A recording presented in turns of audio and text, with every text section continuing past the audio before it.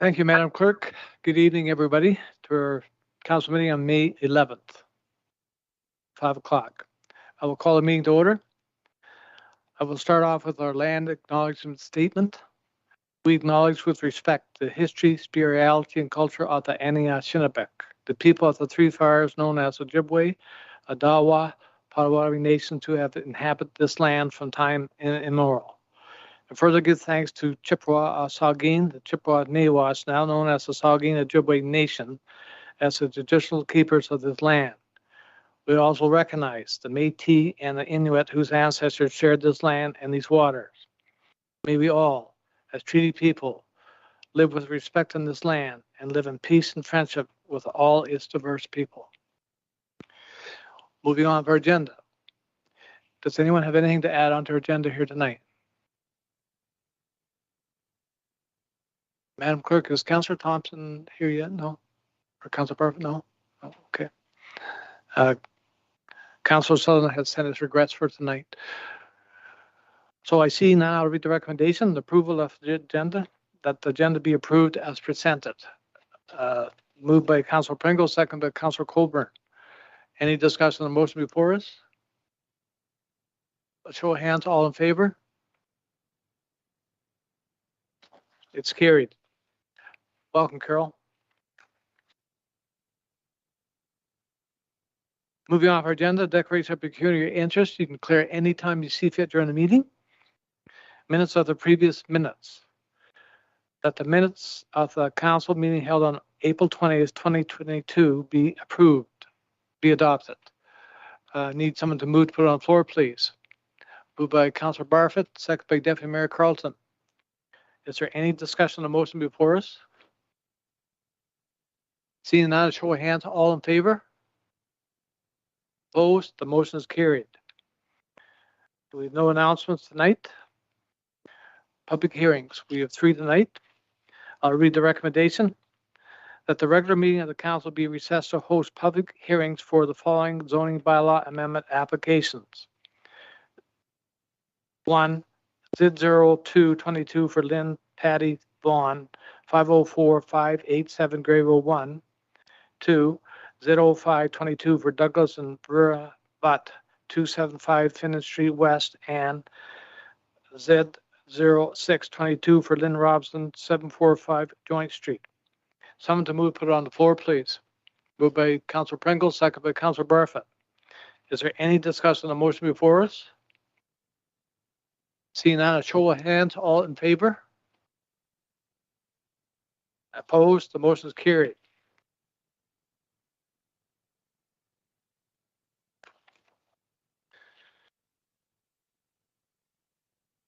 This meeting has been called to consider zoning bylaw amendment application Z0222 for property located at 504-587 Gray Road 1. Madam Clerk, please advise the method by which the notice of this public meeting was given. Thank you, Mr. Mayor. Notice of this public meeting was given by ordinary mail to all property owners within 120 meters, 400 feet of the subject property, by email to all the prescribed bodies on April 4th, 2022, posted at the subject property and posted on the Township of Georgian Bluffs website. If a person or public body does not make oral submissions at a public meeting or make written submissions to the Township of Georgian Bluffs before the proposed zoning bylaw is adopted or passed, the person or public body is not entitled to appeal the decision of the Township of Georgian Bluffs to the local planning appeal tribunal. The person or public body may not be added as a party to the hearing of an appeal before the local planning tribunal unless, in the opinion of the tribunal, there are reasonable grounds to add the person or public body as a party. Thank you, Madam Clerk. Would the planner please proceed with your review of the application? Jen, please go ahead. Thank you, Mr. Mayor, and good evening, everyone. So the purpose and effect of this application is to seek approval to build a detached garage with a secondary dwelling unit on a property that technically hasn't established a primary use. And I say that because the dwelling that's associated with this property is located entirely on the Shore Road allowance and not on the lands under the ownership of the applicant. Additionally, with this application, there is a request to permit a 13.89 meter setback from the center line of Grey County, the Grey County Road. County County Transportation Services did approve an exemption setback for 13.89 meters from that center line. So the applicant's engineer did pre-consult with Grey Sauble Conservation Authority and regarding the proposed development for this lot prior to the submission of the application. The Conservation Authority did provide comments noting that they reviewed and approved the letter of opinion provided by GM Blue Plan to address the proposed location of this structure in relation to the hazard feature associated with the hazard area associated with the slope feature. So this property fronts onto the shore road allowance towards the water. And there is a significant slope. I had a look at it this afternoon and measured. It is a 5-meter drop over a 24-meter distance. And in the mapping on Grey County's website, it does identify that section as a hazard designation under the County of Grey's official plan. The official plan also identifies this property, designates it within the inland lake and shoreline designation, and it does permit residential development and other uses that are permitted within that inland lake and shoreline designation. The county official plan under Appendix B also identifies that the property contains significant woodlands, and the Conservation Authority did review the application and noted the following in their review as a service provider to the township. Natural heritage features include significant woodlands and the potential for significant wildlife habitat, fish habitat associated with Georgian Bay, and adjacent lands to the natural heritage features. It appears that the proposed development, which is the detached garage with a secondary dwelling unit, is proposed to be located within the significant woodland, and this will require tree removal to accommodate the structure. The Conservation Authority has no objections to the new development without the completion of an environmental impact study. They note that tree clearing activities should avoid the breeding window for birds from April 1st to April 15th in accordance with Migratory Birds Convention Act. Excuse me. So the county official plan recommends an adjacent lands width of 120 meters for consideration of negative impacts. And the proposal is located within the adjacent lands to the above noted natural heritage features.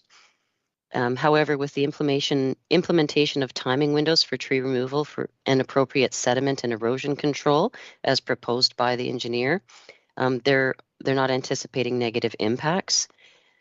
And they would conclude the proposal is considered consistent with Section 2.1 PPS policies.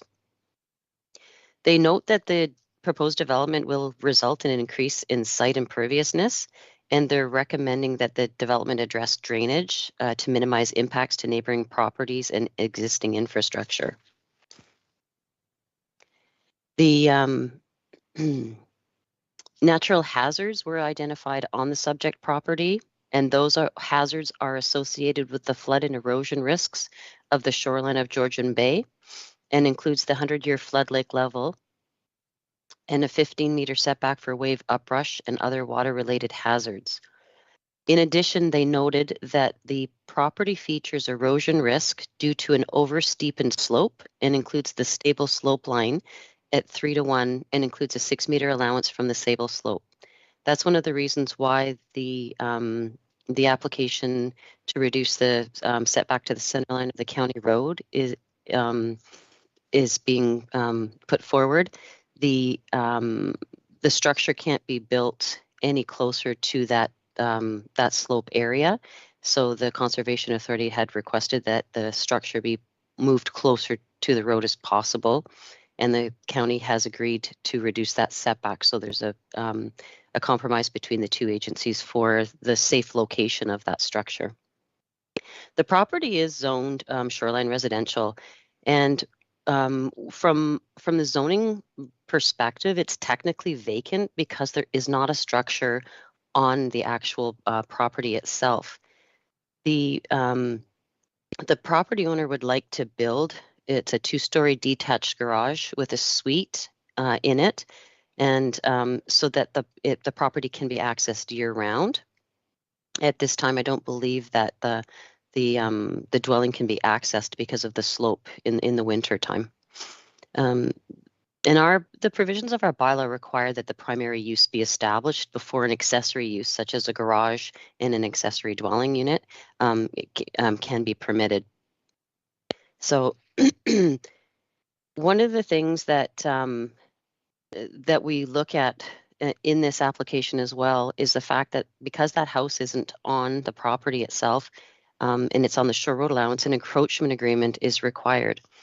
So in 2010, the township approved a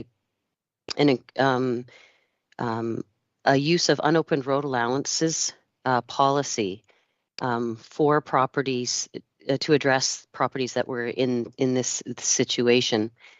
The policy requires that the property owner enter into an encroachment agreement with the township, and that encroachment agreement identifies that the structure is located on lands that don't belong to the owner of the house, and provides some parameters for the future of that structure. So ideally, the township would like to see that use cease to exist on the shore road allowance. Given that the house is in fairly good condition, there really isn't a justification for the township to require the property owner to remove that structure completely off the shore road allowance. Given that we have a policy, it's indicative that that these encroachments happen throughout the township more often than not, and there needs to be a mechanism to be able to deal with it without causing undue hardship to the homeowners. In this situation, we would be asking, if council approves the application, we would be asking the property owner to enter into an encroachment agreement with the township. The owner will provide a survey of the location of that structure on the shore road allowance, and agree to a number of conditions. So there wouldn't be any permits issued to increase the encroachment, to make the house bigger, or any permits issued that would further contravene the zone provisions. And just to recognize that should for example, if the house were to burn down, the township wouldn't issue a permit for it to be built in the same location. It would have to be relocated entirely on the property that the applicant owns. So that information is more detailed in the planning report for council's consideration. The report also shows we did circulate the application to a number of agencies, and we received the following comments. The Grace Isle Conservation Authority have no objections to the described zoning bylaw amendment regarding the decrease in the county road setbacks. Please inform the office of any decision made by the Township of Georgian Bluffs with regard to the subject application, and they request to receive a copy of the decision or any appeals filed. The County Planning Department noted, provided a setback of 13.89 meters is maintained to the center line of Grey Road 1. Positive comments have been received from the Conservation Authority, and an exemption agreement is formalized between the township and proponent regarding servicing and access for the primary structure along the waterfront road reserve. The county has no further concerns. The Risk Management Office noted the property is not located within a vulnerable source protection area where policies apply under the Clean Water Act, and they have no comments. We circulated the application to all property owners within 120 meters, and we did not receive any written comments in support of or in opposition to the application by the report submission deadline.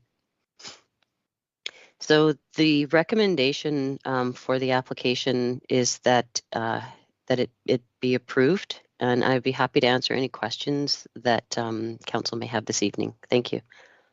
Thank you, Madam Planner. Welcome, Councillor Thompson. No members of the public register with the clerk to provide comments in support of or in opposition to the application. Does the committee have any questions they would like to ask? Deputy Mayor Carlton. Thank you, Mr. Mayor. I guess first, it's this dwelling that's sitting entirely on the shore road allowance that concerns me as to it has to be well within the wave uprush zone.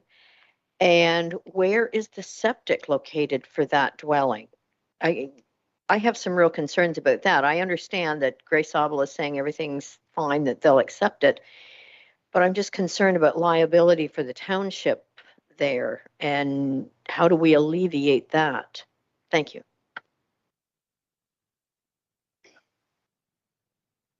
Jan, are you able to make any comment? Yeah, thank you. My understanding is that the septic system is located on behind the house, so encroaching onto the shore road allowance as well as onto the property. In terms of the liability, if the property or the structure were to be damaged by wave uprush, the Conservation Authority identified that, but they didn't provide us with any with an identification of any concern.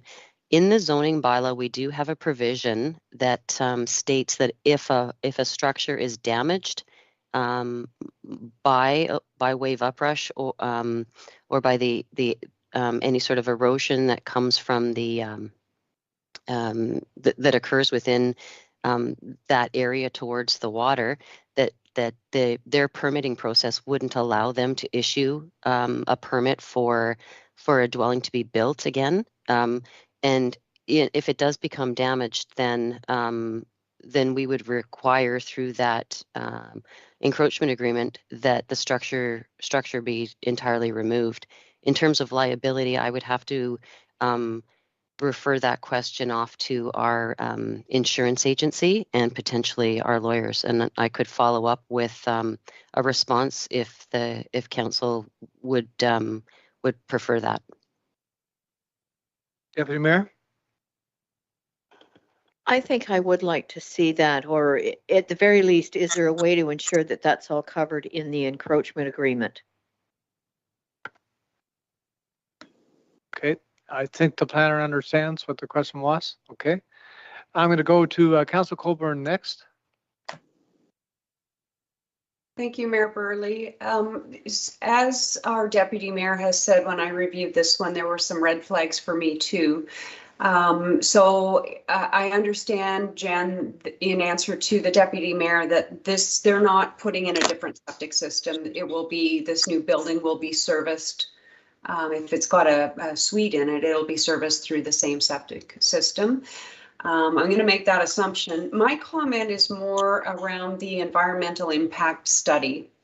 I thought I had read in the report that Grace Auble was recommending it, and yet verbally I thought I heard you say that they had thought that wasn't necessary. And I guess I'm questioning that. If this building is located within significant woodland and next to natural heritage features, if there's erosion issues and drainage issues, and as Deputy Mayor has mentioned, natural hazards and flooding potential, why would we not be asking for an environmental impact study for this one? Or have I got that wrong? Thank you. Madam Planner, please go ahead. Thank you. So the Conservation Authority comments did a bit of an evaluation, and their comments were that they weren't going to require an EIS provided that the tree removal occurred during that didn't occur during the breeding bird window. They also commented that because they're not requiring an EIS doesn't mean any other agency can't. So if council would like to see an EIS or those points that Councillor Colburn raised addressed, then council can ask for further information or for an environmental impact study to address those concerns. Thank you, Madam Planner. Councillor Colburn, please go ahead. Yeah, I would recommend that, and particularly given that they're building in the significant woodland area, and erosion is already being mentioned as a concern. So I'm not really sure. It seems to me that the impact of cutting those trees down with the erosion issue might make it even worse. So I do believe in this case that we should be recommending an EI study. Thank you. Thank you, Councillor Colburn. Madam Clerk, do we need a motion to get that direction or just give direction to the planner? I would look to the planner for her advice, given that the recommendation is currently that the application be approved as presented. So, Madam Planner, do we need to defer this and request an environmental assessment? Is that correct? Yes, that would be correct. Given that there's concerns raised at the public meeting, and those concerns haven't been addressed, then the decision on the application can be deferred pending the submission of an EIS. Thank you.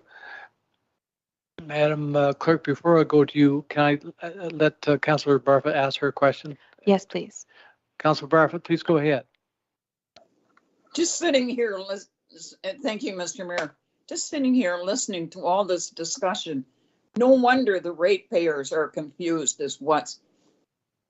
This is the most wishy-washy thing I've heard of in ages. Like, no wonder people just go ahead and do what they want to do. Thank you for your comments, Councillor Barfoot. I think what we're doing through this process is to make sure we do things right. Madam Clerk, I am going to ask you, what would you recommend as a motion? Thank you, Mr. Mayor. So as deferral is a secondary motion, we can simply move to defer this item as well as include direction to the applicant to complete an environmental assessment. So the secondary motion will be just that, being that the application be deferred. Sorry, thank you. And that the applicant be required to complete an environmental impact study. Thank you. And I assume, Councillor Colburn, you would like to move that? And it's seconded by Deputy Mayor Carleton. There's no other discussion on the motion before us. We have a motion here to defer this application. Show of hands, all in favor of deferment? Opposed? The motion is carried, so it's deferred. So motion to adjourn from that public meeting, moved by Councillor Pringle, seconded by Deputy Mayor Carleton. All in favor of adjournment? Okay, it's carried. Now we're moving on to our next public meeting. This meeting has been called to consider zoning bylaw amendment application Z0222 for property located at 295 Finland Street West. Madam Clerk, please advise the method by which the notice of this motion was given to the public. Thank you, Mr. Mayor. And just to correct one thing on your script, this meeting has been called to consider zoning bylaw amendment application Z05-2022. Notice of this public meeting was given by ordinary mail to all property owners within 120 meters, 400 feet of the subject property by email to all of the prescribed bodies on April 4th, 2022, posted at the subject property and posted on the Township of Georgian Bluffs website. If a person or public body does not make an oral submission at a public meeting or make written submissions to the Township of Georgian Bluffs before the proposed zoning bylaw is adopted or passed, the person or public body is not entitled to appeal the decision of the Township of Georgian Bluffs to the local planning appeal tribunal. The person or public body may not be added as a party to the hearing of an appeal before the local planning appeal tribunal unless, in the opinion of the tribunal, there are reasonable grounds to add the person or public body as a party. Thank you, Madam Clerk. Madam Planner, please proceed with your review of the application. Jen, go ahead. Thank you. So the purpose of this application is to allow Douglas and Vera Butt to build a deck onto their house. The issue with that proposal is that the proposed deck appears to extend into the mapped environmental protection zone.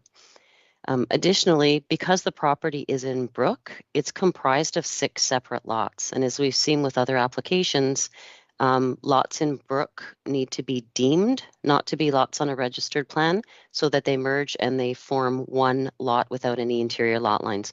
So through that process, they would need to have the lots, the new lot recognized as an existing lot of record so that a permit could be issued for the construction of the deck. The effect of the application through this consultation process will be to realign the EP zone on the property, and that will effectively move the limit, the mapped EP zone, closer to the water course and further away from the house. And the bylaw will then permit a 0 meter setback to that realigned EP zone and recognize the deemed lots as one lot of record. The amending bylaw will also specify approximate 23 meter side yard setback to provide guidance to the building department for the location and placement of that deck to ensure that it is outside of the EP area. So as noted in the planning report, the property is located within the secondary settlement area of Brook, and it does contain hazard lands associated with the water course. Appendix B to the county official plan identifies that the property falls within intake protection zone 2 and within an events-based area where source water protection policies apply. So municipal decisions on Planning Act applications must conform to significant drinking water threat policies in the source protection plan. And we received comments from the risk management official noting that there are no policies that apply to the activities identified in this application, i.e. the building of the deck, under the approved source protection plan for the area. The Grace Harbor Conservation Authority reviews our planning applications, and they provided the following comments. Natural heritage features on the property are associated with significant wildlife habitat, potential for threatened and endangered species and their adjacent lands. American Hart's tongue fern was identified within the general vicinity of the property, but it's not anticipated to be present on the subject property. The Natural Heritage Information Center records indicated occurrences of threatened and endangered species within the general vicinity of the subject property. And the Conservation Authority comments recommend that the applicant contact the Ministry of Environment, Conservation and Parks in this regard. The subject property is located within the 120 meter adjacent lands where development has the potential to result in negative impacts to natural heritage features. And then given the nature of the subject property, for example, that it is in a manicured state, it's an existing house, and the area around the house and in where the proposed deck is going, it has been disturbed. They have no objection to the construction of the deck without the completion of an EIS. And note the proposal would be considered consistent with Section 2.1 of PPS policies. The Conservation Authority does conclude the proposal is consistent with Section 2.2 PPS policies that deal with water, and they note that the proposal will result in a minor increase in site imperviousness, but it's not anticipated to impact neighboring properties or existing infrastructure. Natural hazards identified on the subject property are associated with the flood and erosion risk of the watercourse feature. The Conservation Authority acknowledges that the current hazard mapping is shaped to accommodate the existing dwelling. And what they did was they reviewed the 2020 aerial photography. And in their opinion, it appears that the proposed deck is going to be outside of the hazard area. And that area is typically delineated by a 15 meter setback to encompass the potential flood and erosion risks associated with the watercourse meander belt. So within their regulation, they apply a 15 meter setback to that watercourse to accommodate for potential flood and erosion risks. Although the focus of the current application encompasses relief for the deck to be built within the environmental protection zone, The Conservation Authority has updated the zone boundary. They've realigned that EP zone in the mapping using that 50-meter flood and erosion hazard limit, and that is noted within Ontario Regulation 15106. So updating the EP zone boundaries means that the deck will be built within the setback to the EP zone versus within the actual EP zone, which is a positive thing. The Conservation Authority concludes that the proposed deck is consistent with Section 3.1 Provincial Policy Statement policies. In our zoning bylaw, the property is zoned R1C and EP for environmental protection. The R1 permits residential development, and the C indicates that the property is located within the town plot of Brook. And that C requires a minimum lot area and minimum lot frontage. So with the lots being deemed, the size of the actual property then would result in a 1.5 acre lot with about 196 feet of frontage, and that meets the requirements of our zoning bylaw.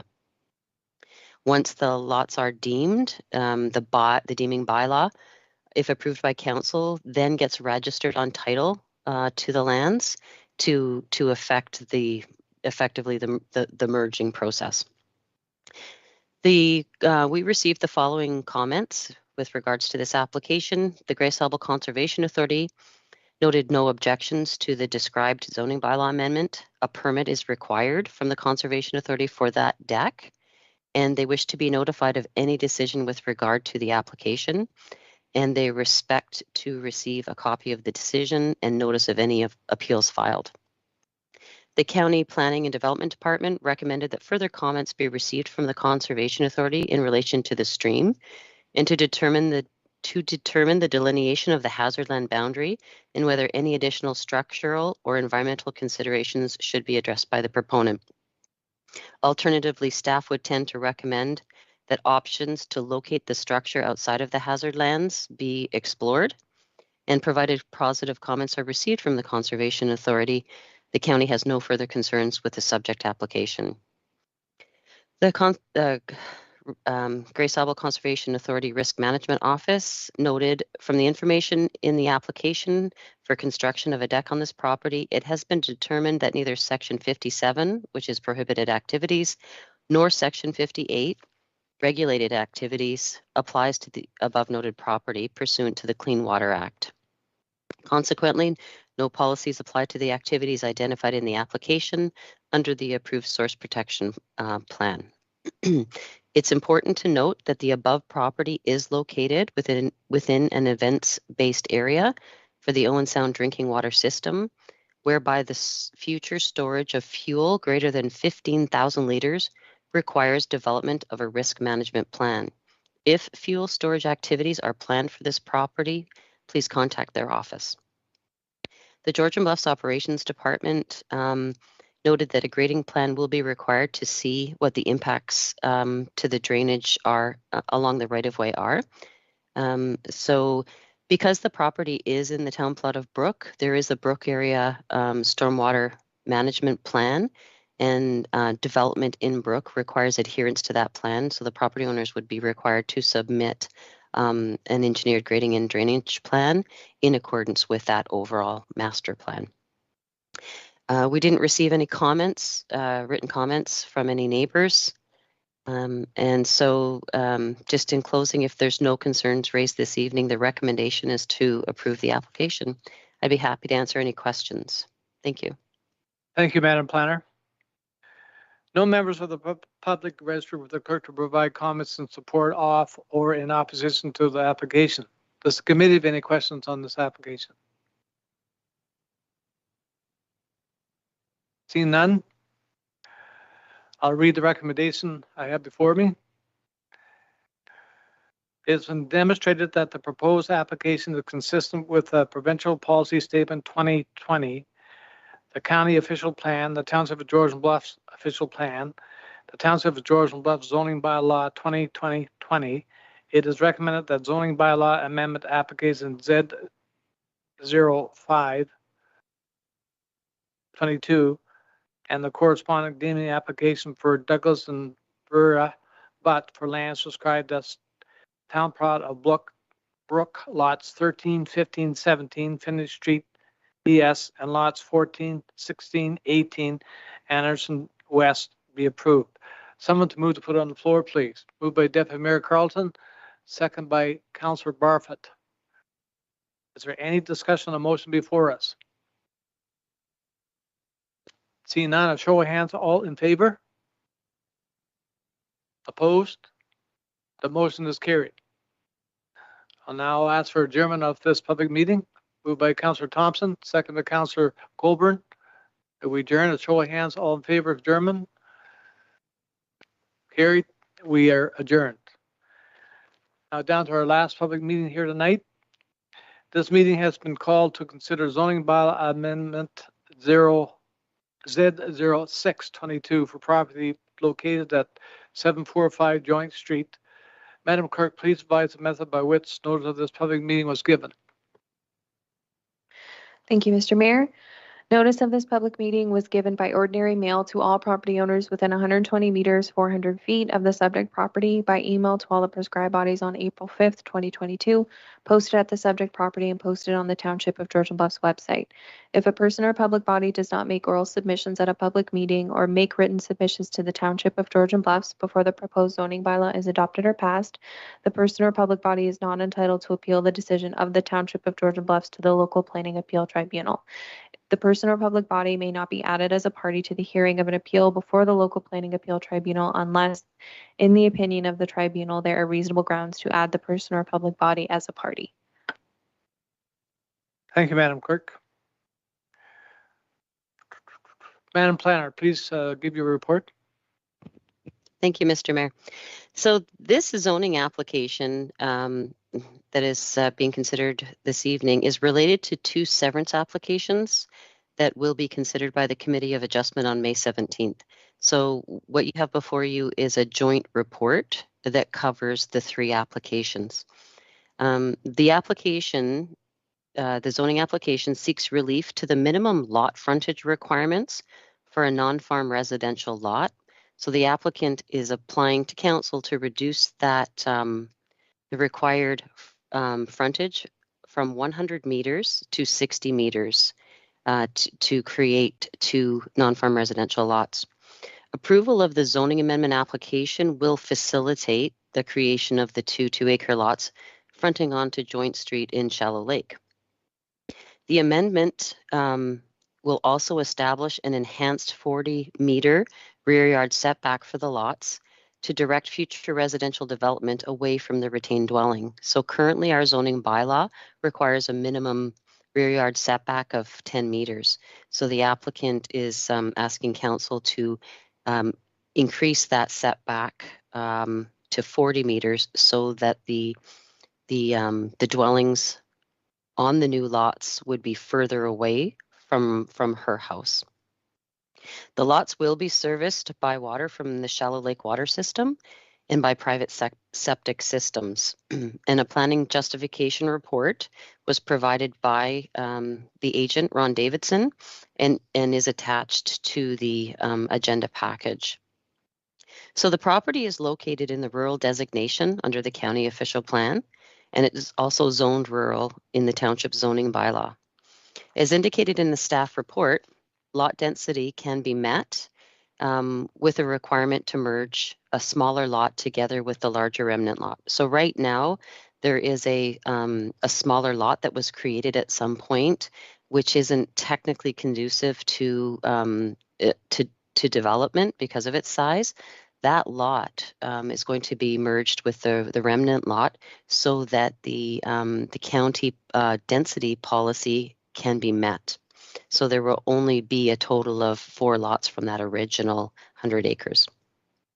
Each parcel will be serviced with by a year-round municipally maintained road, being Joint Street, and the siting of entrances can be determined at the application for building permit. The application was reviewed by the operations department, and they didn't have any concern with entrances or connection to the existing or the to the water main. Excuse me. So Appendix B of the county official plan identifies an area of significant woodland and a lake in proximity to the lands. And Schedule C illustrates a small area of natural heritage system. So the core is mapped in the southwest corner of the proposed retained parcel. We received comments from the Conservation Authority regarding the applications and referencing these features.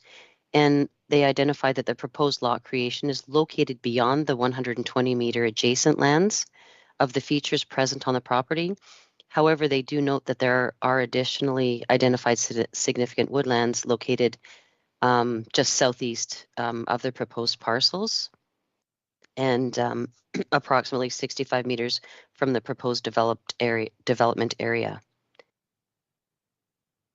They further commented that since the area proposed for development is currently cleared and cash cropped, representing an existing disturbance, it is not anticipated that development will result in negative impacts to the natural heritage features.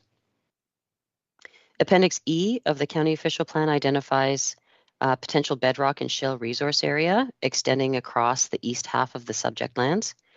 And a letter of opinion by GM Blue Plan concludes that the subject property is not considered viable for extraction of shale and bedrock resources from an environmental protection, logistical, and social economic perspective. And that satisfies the requirement in the county official plan as it relates to the proposed lot creation. This application was circulated to a number of agencies and we received the following comments. The Grace Level Conservation Authority have no objections to the currently proposed zoning bylaw amendment and consent applications. They recommend an engineered lot grading and drainage plan be provided at the time of development. They further request notice of any decision on the file and any appeals filed. The County of Grey Planning and Development Department identify no concerns from a lot density or bedrock perspective. Comments from the Conservation Authority are recommended in relation to natural heritage features identified on site. Regarding the use of partial services, staff recommend that the proponent and township confirm suitability for partial services, noting that adequate servicing shall be ensured. So that comment is in reference to you typically don't extend municipal services outside of a settlement area. In this situation, and we've seen it fairly recently along Balmy Beach, there is a water main that extends across a portion of this property. So I looked at the engineering drawings and it appears to extend at least approximately 61 meters across the front portion of this property. So there would not be any requirement for an extension to the water main. It would just merely be involve service connections to that main. The application was reviewed by the operations department, and they have no concern with the two properties connecting to that water main. Bell Canada noted no concerns with the applications. Hydro One, no comments or concerns at this time. The Risk Management Office noted the property is not within a sensitive source protection area where policies apply, and they have no comments. The municipal operations staff noted that a grading and drainage plan will be required.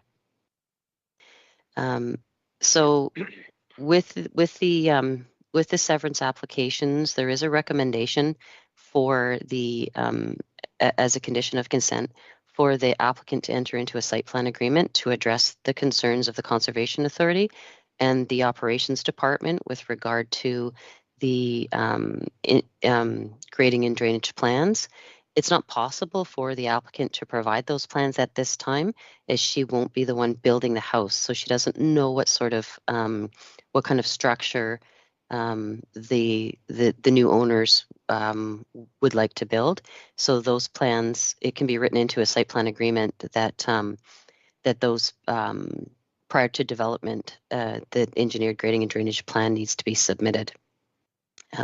Additionally, there could be, if necessary, provisions for the connection to the shallow lake water system could be included in that development agreement as well.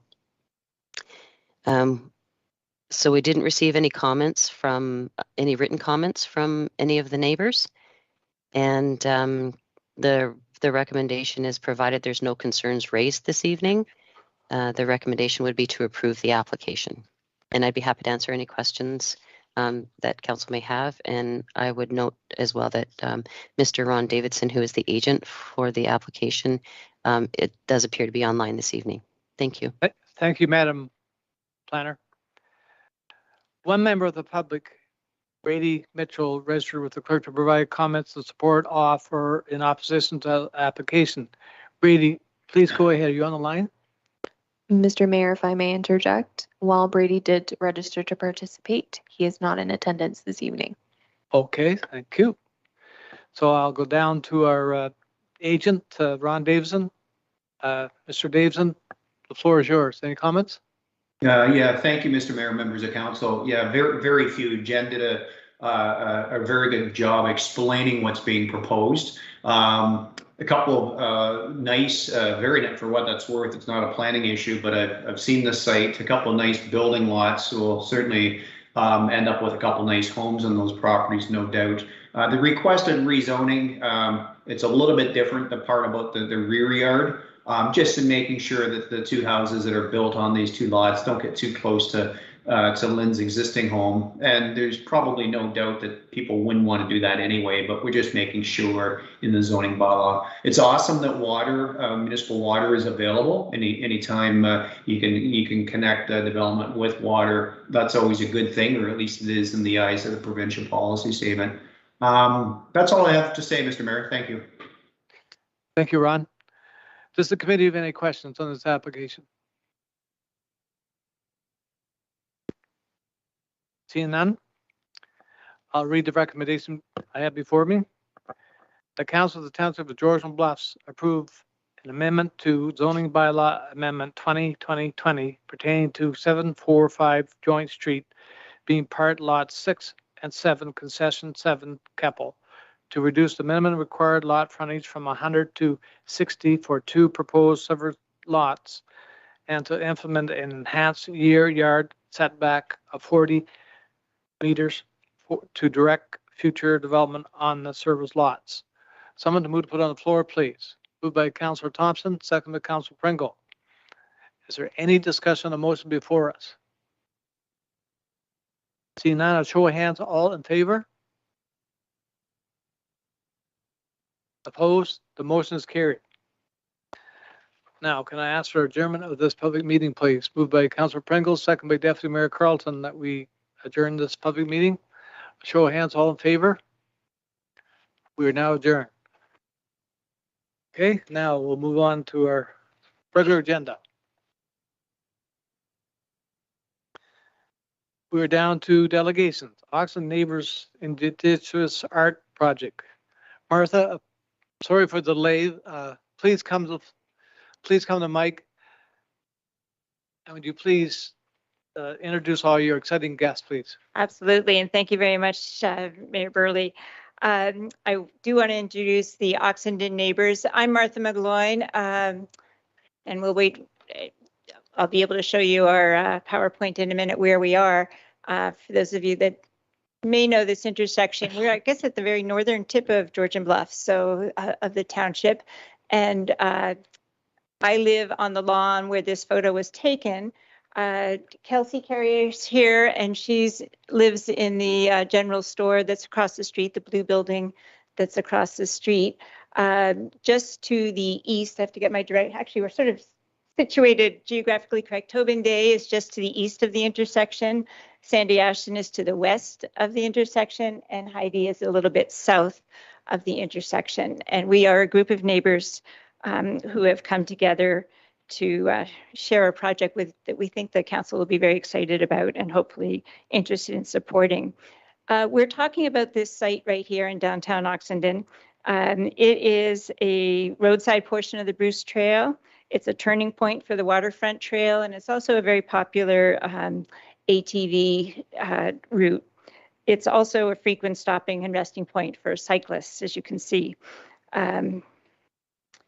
So we can go to the next slide, and as you have already done, but just to re-acknowledge and I think the whole project comes from acknowledging that we're part of the territory of the Anishinaabeg Nation and the people of the Three Fires, known as the Ojibwe, Odawa, and Potawatomi nations. We want to give thanks to the Chippewas of Saugeen and the Chippewas of Nawash, known collectively as the Saugeen Ojibwe Nation, as the traditional keepers of this land. If you can see on those slides, there's a tiny red dot, and the first territory is the Saugeen Ojibwe Nation. There is on the slide to the right a Colpoys Bay Reserve was set aside until 1861, and that's really the land that's currently Oxenden. It was part of the Colpoys Bay Reserve. And since then, it's been Oxenden, Petmanville, North Keppel, and now it's part of the township of Georgian Bluffs, although we still know it as Oxenden. So the purpose of this project is really as something that we know that the township is committed to in terms of working on reconciliation. So we can go to the next slide. And we wanted to learn from the long history of First Nations habitation of the land, working publicly towards reconciliation. And we decided to commission a First Nations artist to just create a piece of art that would speak to our connections to the land and water, and also speak to our commitment to reconciliation. And we thought we could do this, ask our neighbors whether they would be willing to support this. And so if we go to the next slide, you'll see where we're at on that. In the past year, we've been able to commission Anishinaabe artist Charmaine Jenner Taushwe, who has created this incredible painting of Adijak, which is also known as the crane or heron. That's been selected. We'll tell you a little bit the story, but this is what we're all about, is trying to take this painting, enlarge it, and put it up on the general store wall. It's in the background. I'm going to get Tobin to tell you the story. Hello. I'm going to explain a little bit of the history, the short history of how we came to make this happen. During the Canada 150 celebrations, I have some great neighbors who organized a picnic, and Lynn Porter also published a book called Oxenden around that time, which told the settler history of the land. And there was a paragraph or two about the Indigenous history of the land that really caught our interest and made us think a little bit more broadly about the history of where we currently live. During the pandemic, we had a little bit of time, so we took some neighborhood walks and brainstormed about where we could go and how great it would be to use this wall, which so many people see as they pass through our neighborhood. And we started taking that idea and turning it into a reality by seeking information from people who had been on this path before us. So we connected with the Gitche Wekwadong Reconciliation Garden in Owen Sound and consulted about how to, thank you, Martha, about how to progress forward from turning an idea into reality. We sought out some advisors because we know it's important. We are a mixed group of people, but it's important we get Indigenous advisors to make sure that we're on the right path. So Edie Duncan and Paul Nadjawan, members of the Saugeen First Nation, contributed to our project. And we also officially informed the Saugeen First Nation, Niashingaming, and Beausoleil Island, where many of the residents from what was the reserve called? The Oxenden Colpoys Bay Reserve ended up living on Christian Island and not here in this area at Niashingaming. We also reached out to some people who could help us with money, because as a group of neighbors, we can't grant income tax receipts. So Elephant Thoughts graciously became our charitable partner and has managed all the money for us to ensure that donors receive the recognition they deserve. All of this was happening during a time when unmarked graves were being discovered and talked about, which led to a little bit more urgency to our project along the way. Can I get the next slide, please? The five of us here are the coordinating committee. We've Martha has introduced us quite nicely previously. We also reached out to Edie Duncan, Paul Najuan, and Lenore Kishig, and Heidi will talk about Lenore's role a little bit more later on. And we also made sure our jury was well represented by the people most impacted by the project. So you can see the jury down there at the bottom: Kelsey Lucas Chagano, who was our youth advisor, Chief Veronica Smith, Heidi Tones, and Sandy Ashton, our neighbor over here. Can I get the next slide, please? Our next step was to officially put the word out there that we were seeking an artist. So on August 21st, in August of 2021, we issued a call for proposals to our by then extensive mailing list and established some timelines and a process for selection to be made in January of 2022.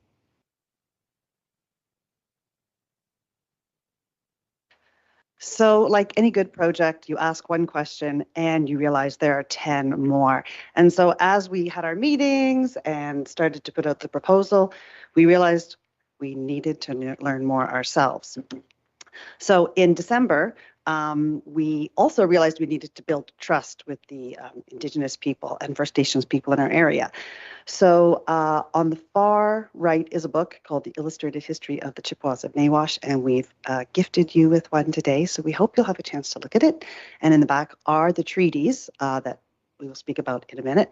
And was revealing. That book was written a long time ago, and I'm so glad I did read it, because I think what also came to light is we had Lenore Kishig come and speak to us, and she's a gifted speaker and very involved in a number of projects for decades. And she walked us through all the treaties from the Royal Proclamation to the treaty that happened in 1861 that moved the people from our area from Colboys Bay to Beausoleil and Christian Island and up the peninsula. And as she spoke, it was in a very COVID-safe environment in my living room, and we had masks on and we were all spread out. And it was very silent, and our community members who attended realized, as we did, that we are all treaty people. And in your land acknowledgement, and in everyone's land acknowledgement, we say it, but I think it was then that we realized the weight and the gravity of that. And so it really made us even more committed to this project, but also in sharing resources, asking more questions, and putting on community educational events coming up, which will also be spoken out in a bit. So even though we started with this art project, it has morphed into a much bigger educational component, both for ourselves and for our community. And yes, thank you. So I was privileged with being asked to be part of this jury, and I was really excited. We picked Ajijak, and I would like to read this. So it represents leadership and speaks on behalf of the people for the good of the community and the nation. The crane lives in harmony with the land, the water, and takes to the air with grace and ease. We can all learn how to speak up for and take care of the land, air, and waters so that our future generations may enjoy the beauty and sacredness of creation. So on top of this piece of artwork being incredibly beautiful, what we really hope is that as people come through that corner, for all the reasons that Martha introduced, they will be struck by the beauty and the intensity of the images, and it will create further dialogue between people who are standing there, resting from their bikes or hiking, or also dialogue at a higher level. So this piece of artwork will be enlarged, and there's the artist holding it, and so it will be enlarged on the wall behind her to be 4 feet by 10 feet. It'll be printed on 3mm aluminum composite material by the Owen Sound sign company HaveOne.com. It's guaranteed to not fade for 6 years or last 10 years before needing to be reprinted and replaced. We also will be putting underneath it, I don't know if you can see on the far right side, there's another little panel underneath that will be an interpretive panel that will be both in English and Anishinaabe language, so it'll be bilingual. And now I'm going to ask Kelsey to come up and chat with you guys. So thank you guys so much for hosting us today and hearing about this amazing project. So as we worked towards getting the word out there about the project, and once we were able to share the selected artist, Charmaine Jenner, we've received great support from our community. More than 60 individuals have contributed, anywhere from $5 to $2,000 donation from local business. We have had fair size contributions from both Framo just down the road and the Rotary Club of Wyerton. So we're really grateful both for the financial donations and the show of support that has been absolutely extraordinary. And besides the financial contributions, all sorts of great messages of commitment and gratitude from the neighbors for having a reconciliation project to engage in themselves. The project has really struck a chord with our community. We've also started a partnership with the Peninsula Shores District School and the Owen Sound District Secondary School to help build a reflection bench across the road. So as you saw in the very first picture, where the cyclists were resting at Martha's property, directly across from where the mural will be held, we're building a bench where people can sit in the shade and reflect on the mural itself. It will be engraved with the message Ani and welcome, to make it clear that folks are welcome to sit there. And the bench is made of local materials, white cedar and Keppel boulders from a local neighbor's property that was contributed. And if funds allow, we will also create a secondary interpretive panel speaking about the project itself and how it came to be with the contributions of local neighbors and encouraging folks to engage in further steps towards reconciliation. So as part of the whole project, we have a couple events coming up. One on June 25th will be a community knowledge building event with local storytellers and knowledge keepers to help really continue that learning and knowledge building so people understand the history and the possible next steps around relationship building between Indigenous and non-Indigenous communities that we're very excited about, as well as the unveiling of the mural itself on the weekend of August 13th, which we very much hope that you will be interested in attending to represent the township of Georgian Bluffs as a sign of commitment towards reconciliation as part of this beautiful public art project. So maybe I'll give the final word to Martha, and then we're happy to hear from you.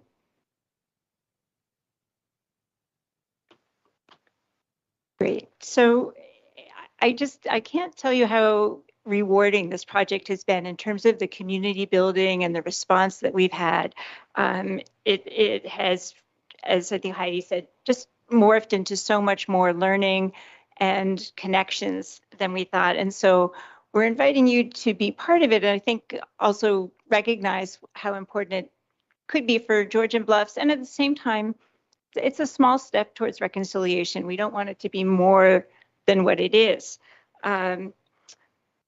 But we're trying to make it as best as we can. So we hope that its legacy is deeper learning about our community, knowledge building, new relationships that are built on respect and responsibility, and also inspiration for more concrete action from other communities, other individuals, maybe not a painting on a property, but other ways of showing a connection and building those connections. So we're actually now asking you to join us in support and in some financial support as well. This is our sort of brief budget, and we are, in order to do the knowledge building events, so far we have raised already the $12,000 from individual donations. So we know the painting is going to go on the general store wall. We have, between that and the business donations, we will be able to do that and have a slight fund left over for any kind of repairs or restoration down the road. We'll sort of, hopefully, interest earning will help over the 10 years that we've been told it will take for it to fade. But we would like your help in order to be able to include other knowledge builders, storytellers, and help us with the panels to explain the project to other people. So we're asking you for your support, your endorsement. We want to make sure you know about it, and also asking you for some financial contribution.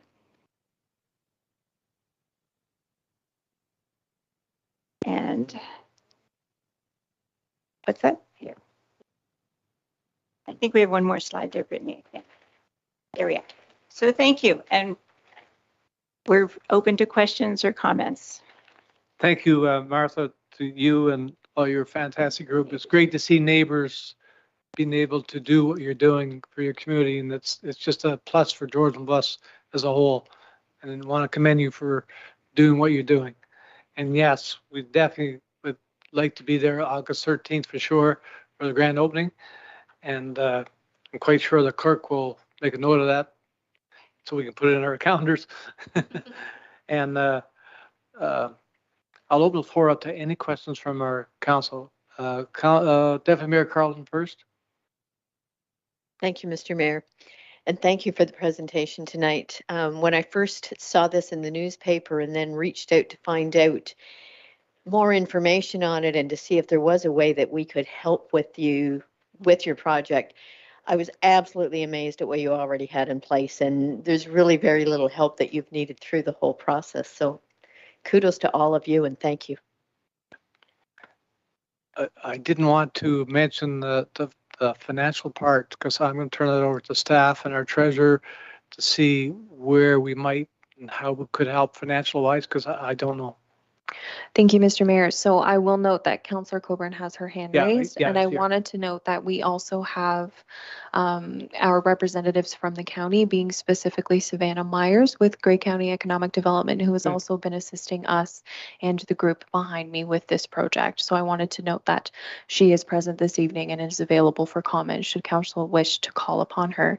Sure. In regards to appropriate process to provide the financial donation, all we need tonight is a notice of motion in support of making that financial donation, and we will move that and second that on the June 1st meeting. Thank you, Madam Clerk. And I could not read the screen real clear. What was the financial, Madam Clerk? Or CEO, sorry. Mr. Mayor, the request is for $2,000. Oh, okay, thank you. Councilor Colburn, please go ahead. Thank you, Mr. Mayor. And I just wanted through you to our guests to thank them for coming and presenting, but more importantly for all of the work that you have done to bring this project forward. I wasn't aware until this evening how much work has gone on behind the scenes, not just with the artwork, which is stunning and really meaningful, but also the community building and the awareness and the knowledge building. So I'm feeling humbled and grateful. Thank you to all of you. I will absolutely provide that notice of motion for a donation of $2,000 on behalf of Georgian Bluffs. Okay, so be it. Thank you. Councilor Barfoot, please go ahead.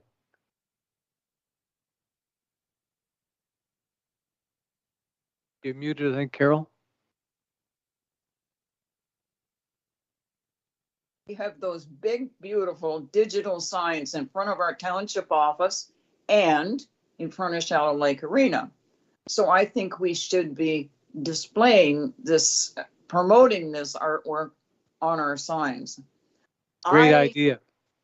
Well, and I'm not opposed to donating. However, I hesitate donating without discussing it as council as a whole with our treasurer there. So I'm in favor of donating. How much? I think we've got to discuss this as a council. Thank you, Councilor Barfoot. It's a great suggestion about our digital signs. And the notice of motion will come forward in June. We'll have the discussion then with our treasurer present to as a council to discuss it. Okay. Is there any other? Yeah, go ahead, Carol. I just want to point out to council, if you've ever been to a powwow, you'd be amazed. And I don't know when the powwow is, and I don't know if it's on Manitoulin Island or not. But let's promote stuff like this for the people. We all agree. Thank you. Madam Clerk, did I hear you say that Savannah was here? Savannah, any comments from Savannah? Go ahead, please.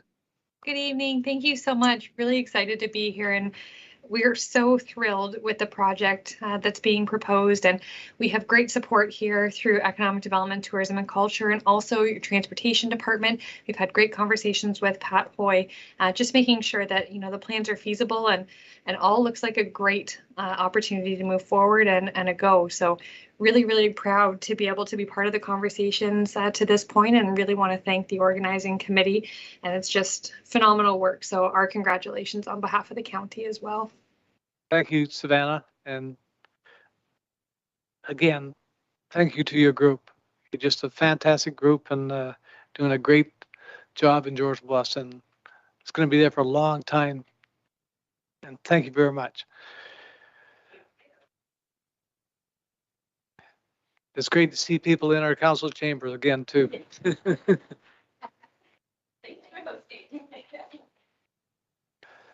Okay, if we'll move on for our agenda then. Thank you, ladies.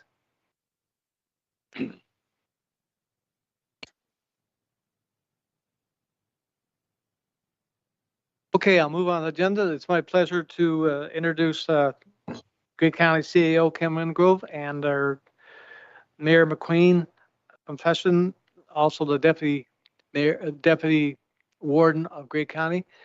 And I see Paul, I do not see Kim. There she is. Welcome.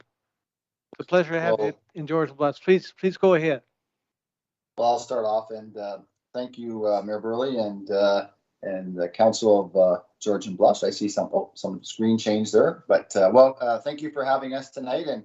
And in this term of County Council, it was felt that this year would get out and see everybody. And the last 2 years with COVID has certainly denied us that opportunity, but certainly with Teams and the Zoom, we are able to still continue on the business that we have been tasked with and kept the wheels turning, Mr. Mayor and Council, and which is always good that it must keep going and everything is still business as usual.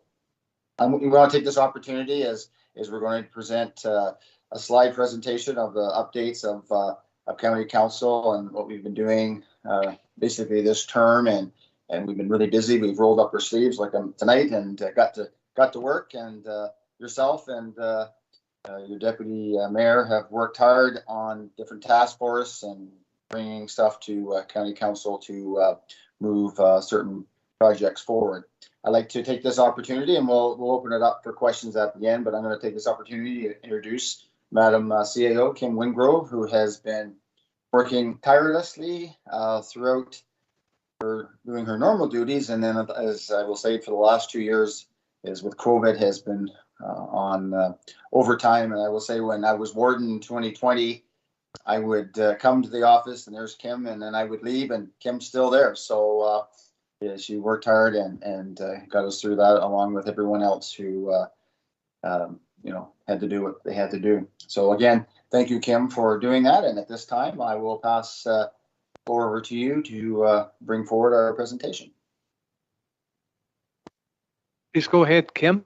Thanks very much, Deputy Warden McQueen, and good evening, Georgian Bluffs Council. It's such a pleasure to be with you tonight. It's been a long time, and with things starting to return somewhat to normal, we made it one of our priorities this year to reconnect with our colleagues and stakeholders.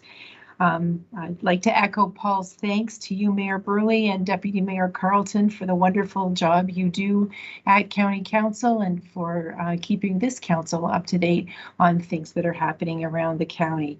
So I was going to start this evening with a few observations just for context. And are you going to change the slides for me, Brittany? Yes, thank you. The last 2 years of the pandemic seem to have accelerated some trends we were just starting to see back in 2018 here in Grey. And while Southgate and Town of the Blue Mountains have been on the leading edge of a population growth trend, our data, and I think probably your planner's inbox, would show that this is happening consistently across the county and here in Georgian Bluffs. Next slide. If we think about it, this growth is due primarily to in-migration, but the slide before you now is showing another change, and this is the transition of more formally seasonal residents into permanent homes. And I think this is good news. We see more people occupying those houses full time, and I think that's a healthy thing for our communities, and great to have those residents with us all the year round. Next. When we look out into the future, it's telling us, I think, that we can anticipate this growth trend continuing. When we look at the subdivision and site plan applications that are before the county planning department, those amount to nearly 9,000 new dwellings or over 21,000 new people. While we can't know for sure exactly when all of this development will come to fruition, we know it's happening, and it's significant. 21,000 people to Grey County when our population was below 100,000 for a very, very long time is really significant.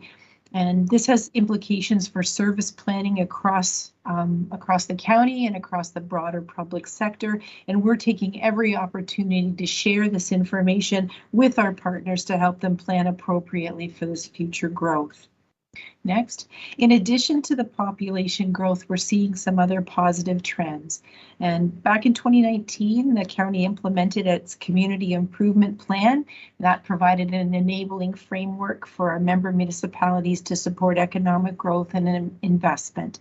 I'm really happy to report that for the 6 municipalities that have adopted the program and implemented their own CIP, while the county has invested about $540,000, the private sector has invested over $1.6 million. So we're really pleased with that kind of return on our investment. I understand that a CIP is something that Georgian Bluffs might be looking at in the future. The $20,000 a year that the county has been providing to you is put away, I think. And while the plan originally at county was that the funds should be used by 2023 or returned, we certainly recognize the challenges of COVID, and we'll be bringing forward a report to County Council to ask them to consider adjustments to that policy. Another part of the CIP was to support the development of rental housing. Until very recently, there had been virtually no new rental accommodation built outside the resort area. And when we did our consultations in developing the plan, the development community told us that exempting some application fees and providing grants in lieu of development charges would make a real positive difference for the financial viability of constructing rental houses, as these normally have a really long payback. The CIP has now, in just 2.5 years, supported over the creation of over 500 new rental units, and we're really looking forward to having those units completed and occupied since they're so badly needed. We're also seeing growth in entrepreneurship and remote work.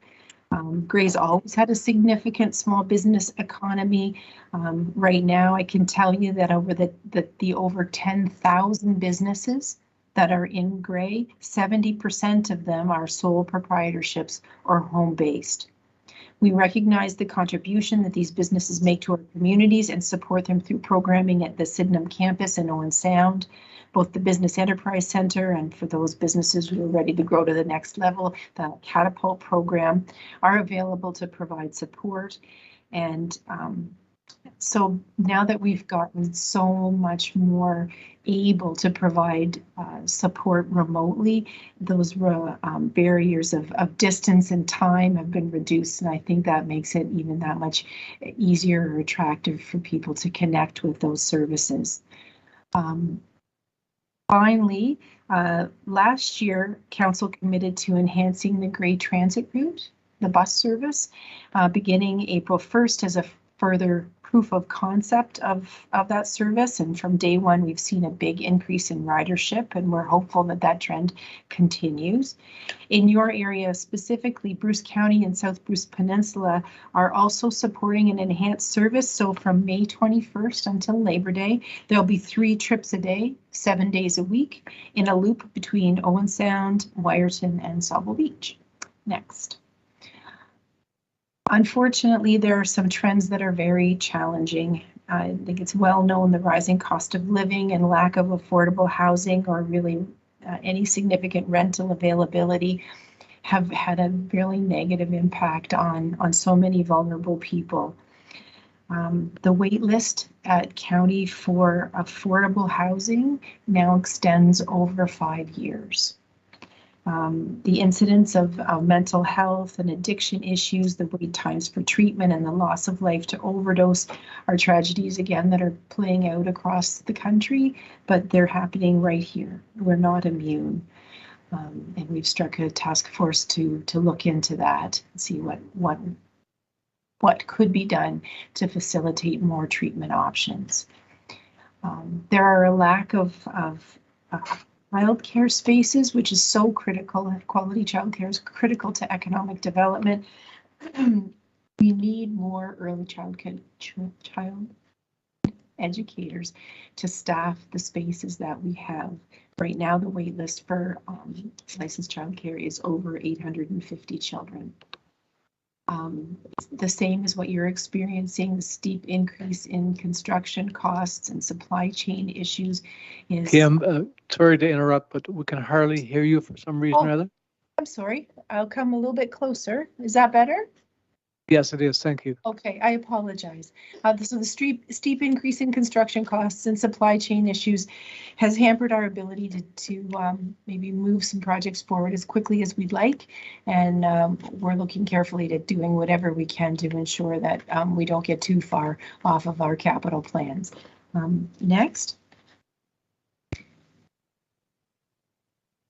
think, here we are.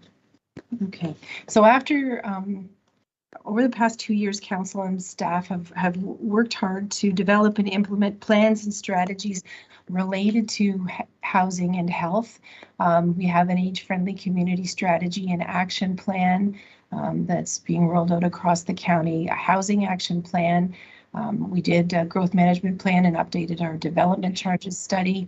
There's a new cycling and trails master plan, and in recognition of the challenge that many in the healthcare sector are facing in attracting licensed staff, registered staff, and for nursing, County Council provided $1 million to support the renovation at Georgian College in Owen Sound to provide a full 4-year Bachelor of Science in Nursing program at the college.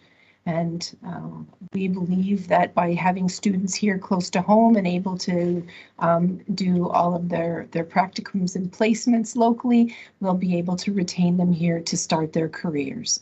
Next. Climate action plan was recently announced by the county, and we'll be doing a lot of work on moving that forward in the coming months and I would say years.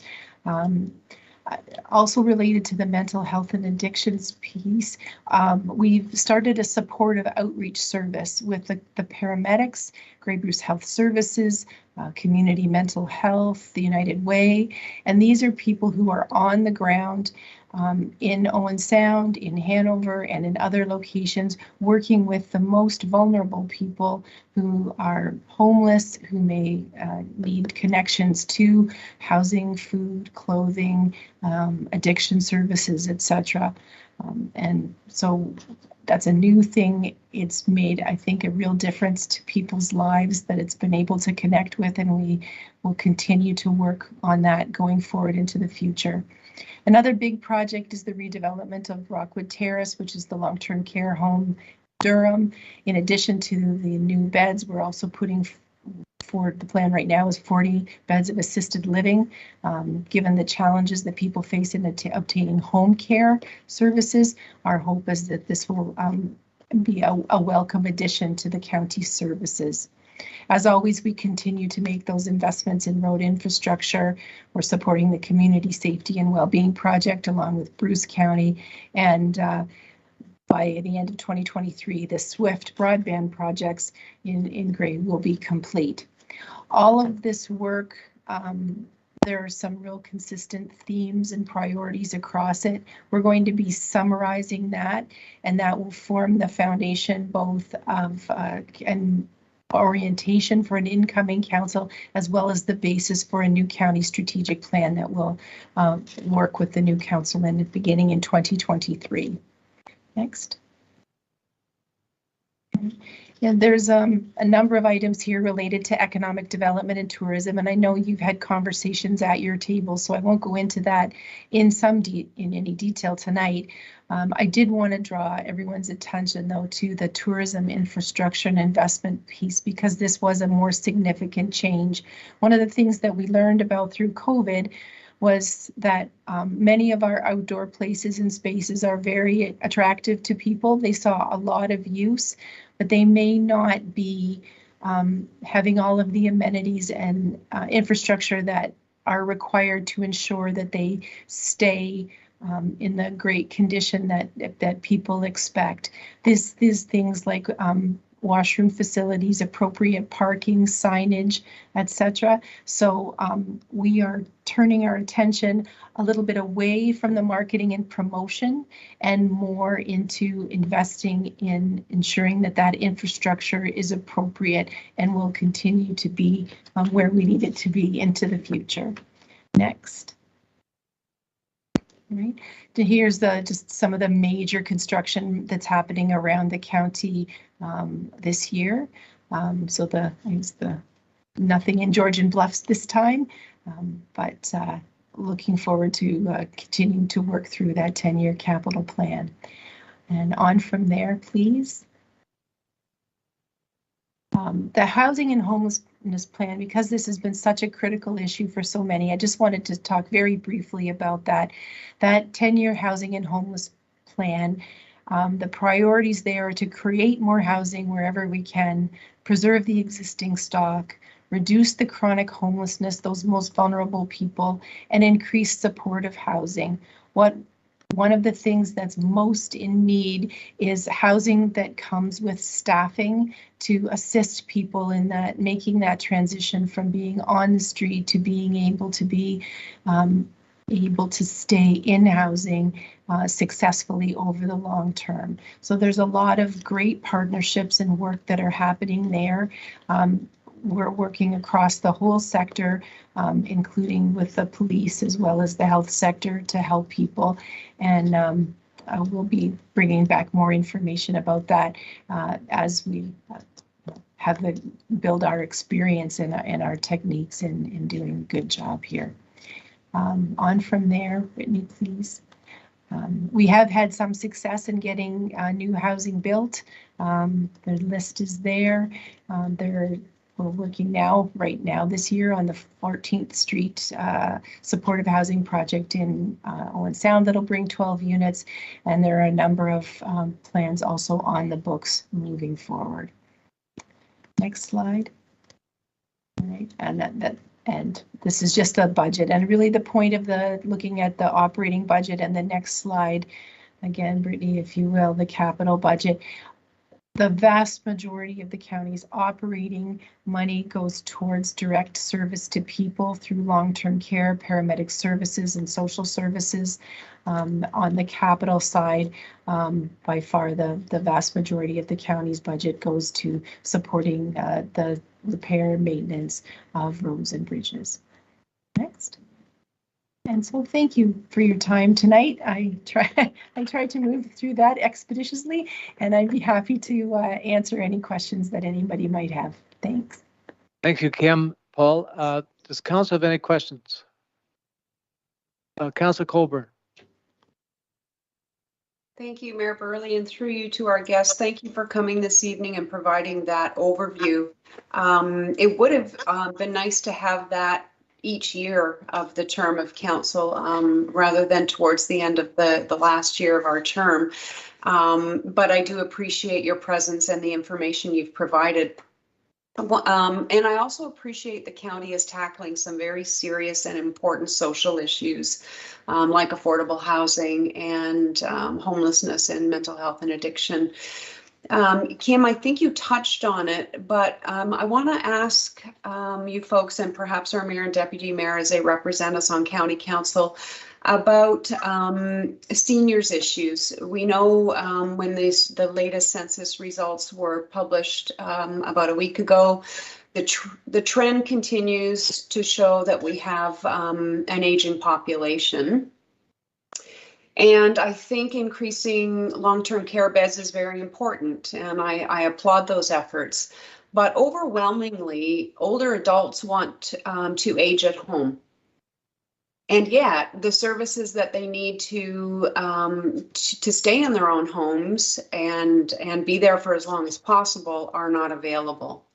So again, I think you touched on it, Kim, but is this going to be prioritized in the coming few years? I would suggest it's long overdue. I know it's a big hurdle, but it is very sad to hear about folks who can and want to stay in their own homes but aren't able to because there aren't the services and the healthcare workers available to make that happen. I wonder if you could just give us some more Kim, please go ahead. I'd be happy to. Thank you so much for that question. It's a great question. A few things. That age-friendly communities study and plan really does touch on a very, I think, broad perspective of the kinds of things that are most beneficial to people so that they can live healthy and productive lives from, cradle till the end. And certainly senior services are an important part of that particular plan. The housing policies in the updated county official plan, I think, facilitate the opportunity to see alternative forms of housing, co-housing, second units, that sort of thing, which also might be beneficial to people, allowing them to remain here and living independently.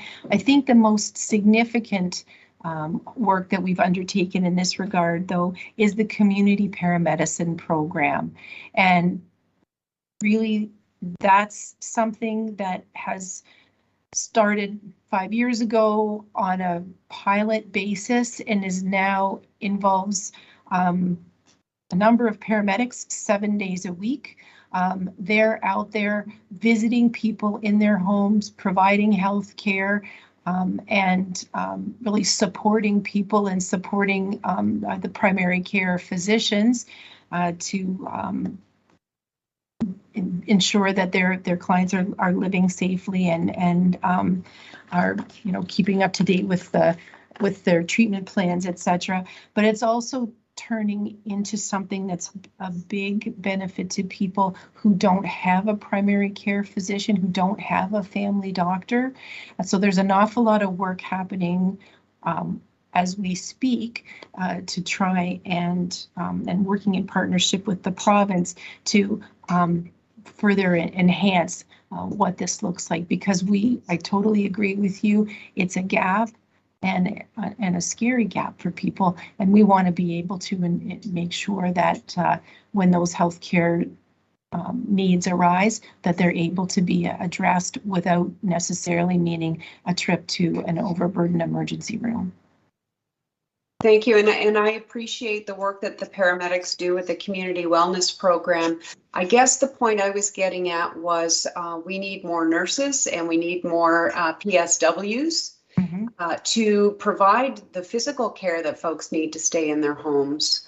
We use the paramedic wellness program for a family member of ours, and that was helpful. But they're not providing the hands-on care that a lot of folks need in order to be able to remain in their homes. So thank you for that response, and I'm glad it's on your radar. Thank you. Thank you, Councillor Colburn. I may just add a couple things there. As you know, with the Georgian College is moving forward with their nursing program, so that will help not only increase nursing, but maybe keep those students or the ones that come here, which I think is very important through that. That was an announcement that was announced, I think, 2 years ago, and we're moving forward with that. There was also a program on the Fifth Estate a few weeks back. I think it was Sweden or Switzerland, where they have really promoted the home care model. And I don't know if you had an opportunity to go back and watch that, but it was quite interesting where they certainly sort of enforce or implement that type of home care, keeping people in place as long as they can. So that do take an opportunity to go back and search that out, because it was quite an interesting program that they did offer. One other comment I was going to make, Mayor Burley and Council, is this morning I brought greetings to the rodeo for all the outdoor drivers, and I'm not sure if Georgian Bluffs has bragging rights or who has the bragging rights of all the municipalities, but it was having quite a competition there. So we'll have to stay tuned maybe tomorrow, and we'll find out who the winners were with regards to and it was being held at the Bayshore Community Center there in Owen Sound, and they had quite a little course there and we do have to rely on our snowplow operators in the spring or in the wintertime to get us out to where we have to go. But it's so important that you enhance them, because we are having at the county, and probably with yourself as well, to get bodies in those snowplows and keep our staff, and it's a challenge all the way across to keep staff and that type of thing. So give them a good, big thank you for what they do, and it was nice to see all the smiling faces of all the individuals out there in the competition. So we'll have to stay tuned to see who the winners were tomorrow, Mr. Burley.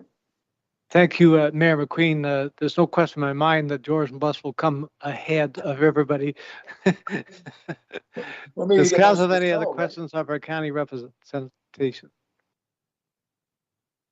Seeing none, Kim, Paul, thank you for taking your time to come to talk to us tonight. It's been a real pleasure having you here, and hopefully you can get some rest the rest of the night, because we'll see you tomorrow morning. Again, thank you very much. Thank you, and your deputy mayor for helping too. All the best, council. Okay. Would council be okay if we take a 5-minute break? Okay. All right, we'll just take a 5-minute break.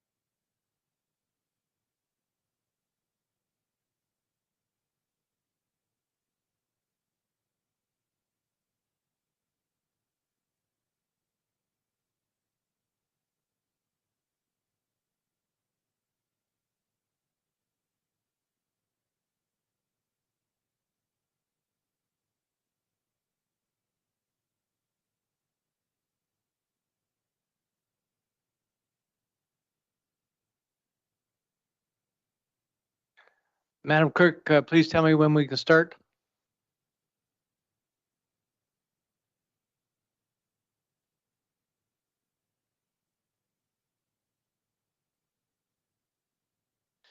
Counselor Barfoot and Counselor Thompson, if I can please just have you enable your video feeds when you're back in the meeting.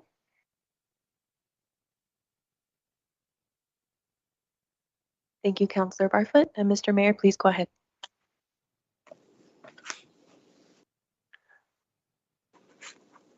Okay, thank you.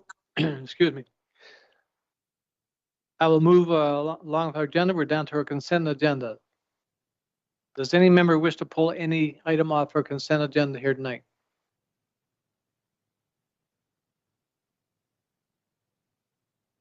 Seeing none. The recommendation is that the Council of the Township of Georgian Bluffs adopt the consent agenda for information as circulated. Someone to move, put on the floor, please. Moved by Councilor Barfoot, second by Councilor Pringle. Any discussion on the motion before us? Seeing none, a show of hands, all in favor of the motion? Opposed, the motion is carried. Thank you. Moving right along, we are down to correspondence. We have none. Committee reports. The recommendation is that the meeting of the Committee of the Whole meeting held on May 4th, 2022 be adopted, including recommendations COW 2022-31 to COW 22-33. Someone to move to put on the floor, please. Moved by Councillor Thompson, second by Deputy Mayor Carlton. Is there any discussion on the motion before us?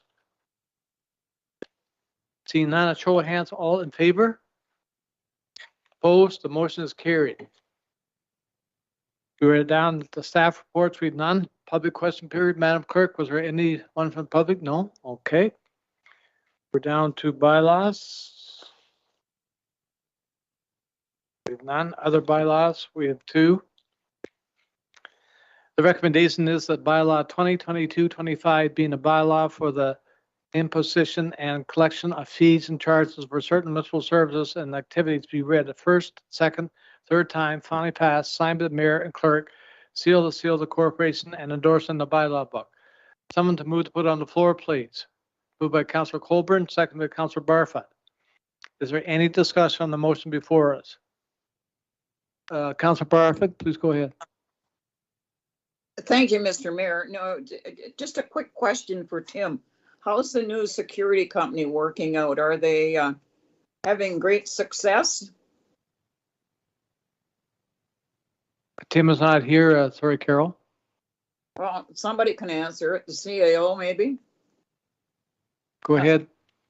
Through you, Mayor Burley, to Councillor Barfoot. Councillor Barfoot, this summer, we have two in-house temporary staff positions that will be covering after hours and weekend bylaw enforcement.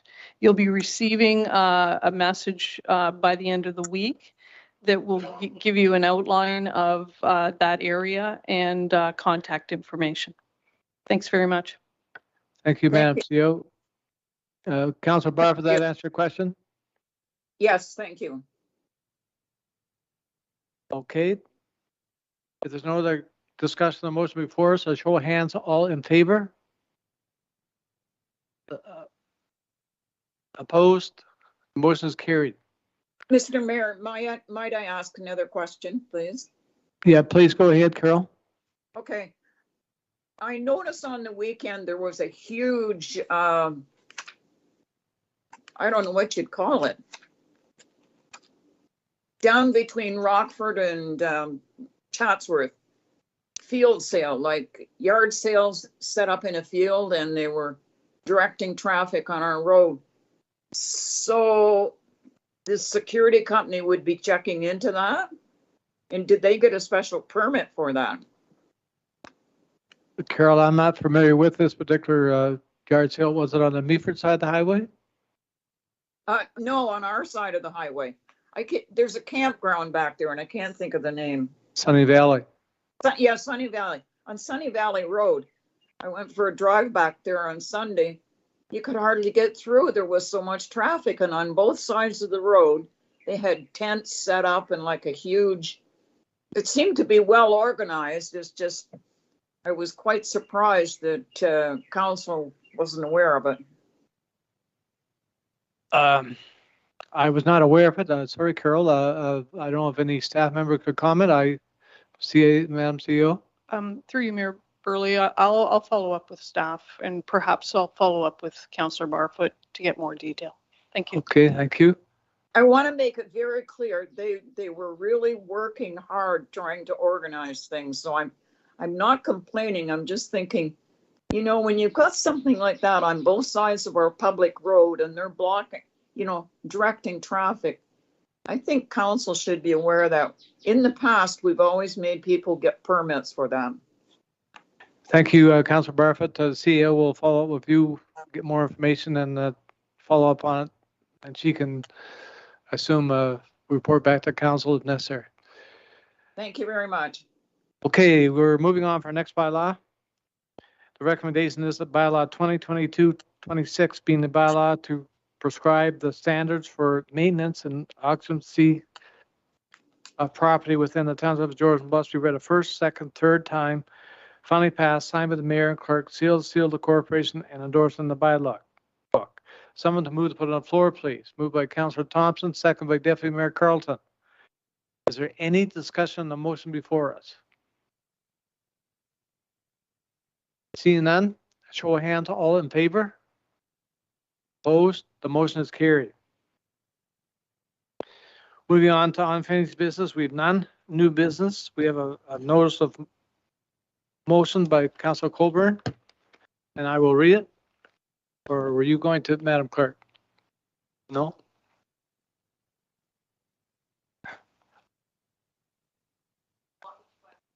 No, I'll read it. Excuse me. I'm going to read the notice of motion by Councillor Colburn.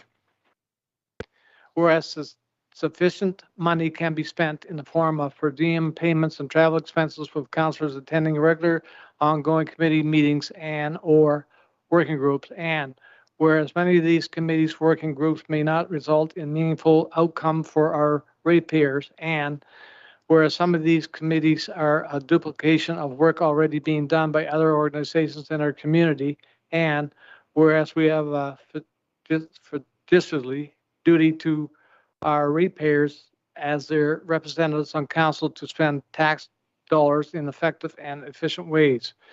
Be resolved that 1, staff be directed to develop a master list of all upper and lower tier communities, community works groups, task force, council staff committees that each council of Georgian Bluffs currently attends, and this list includes the following data: pre-COVID best available data.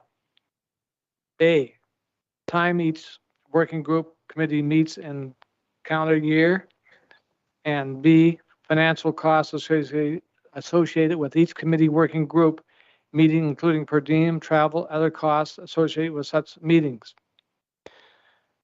2, the councilors of the Township of Georgian Bluffs, A, assess all committee opportunities at the lower and upper tier and commit to only support and participate on committees that have proven to result in effective outcome that meet the needs of the residents of Gray, Bruce, and B, reduce the number of meetings attending by having only one Georgian Bluffs council member participate in any given committee where possible, and C, ensure each committee working group has set targets and measurable deliverables to allow for practical assessment of outcomes, and D, report back to council and the residents in open session on a regular basis.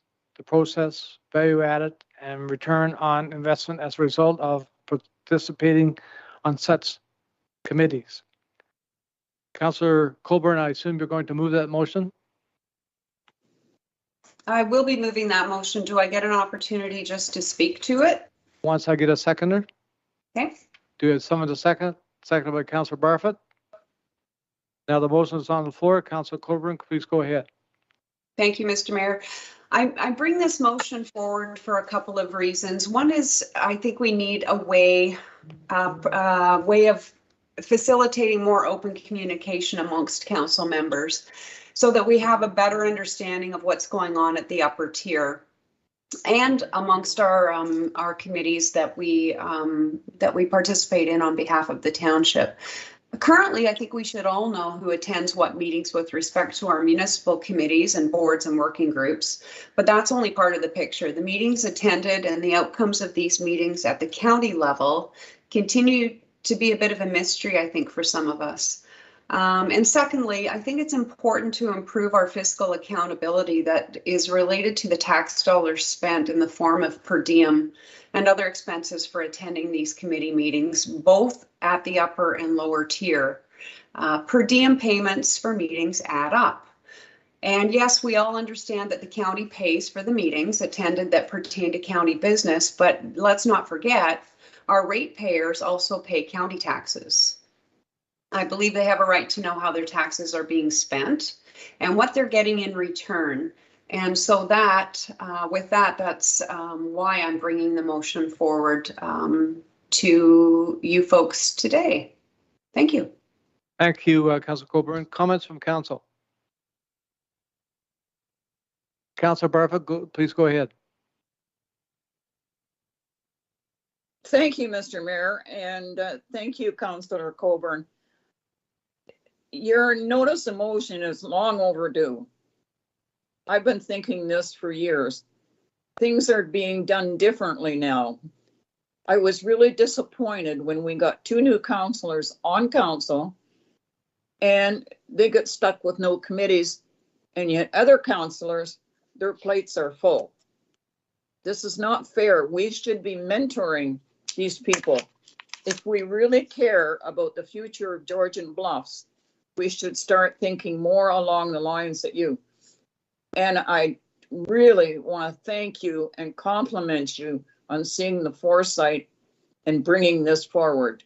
Good job, Councillor Coburn. Keep up the good work. Thank you, Councillor Barfoot. Does any other council member have any comments or? Councillor Thompson. I don't know why I'm fumbling to find the hand button. Oh, it's right in front of me. Sorry. Thank you for acknowledging me. I just have some questions. So I guess my first question would be, so do we feel like there are some councillors who are saying I'm swamped with committees? And do we have other councillors who are feeling like I don't have any committees, I want some more? I was kind of confused by that. I think I understood Councillor Barfoot, but I'm not sure. Councillor Barfoot, please go ahead.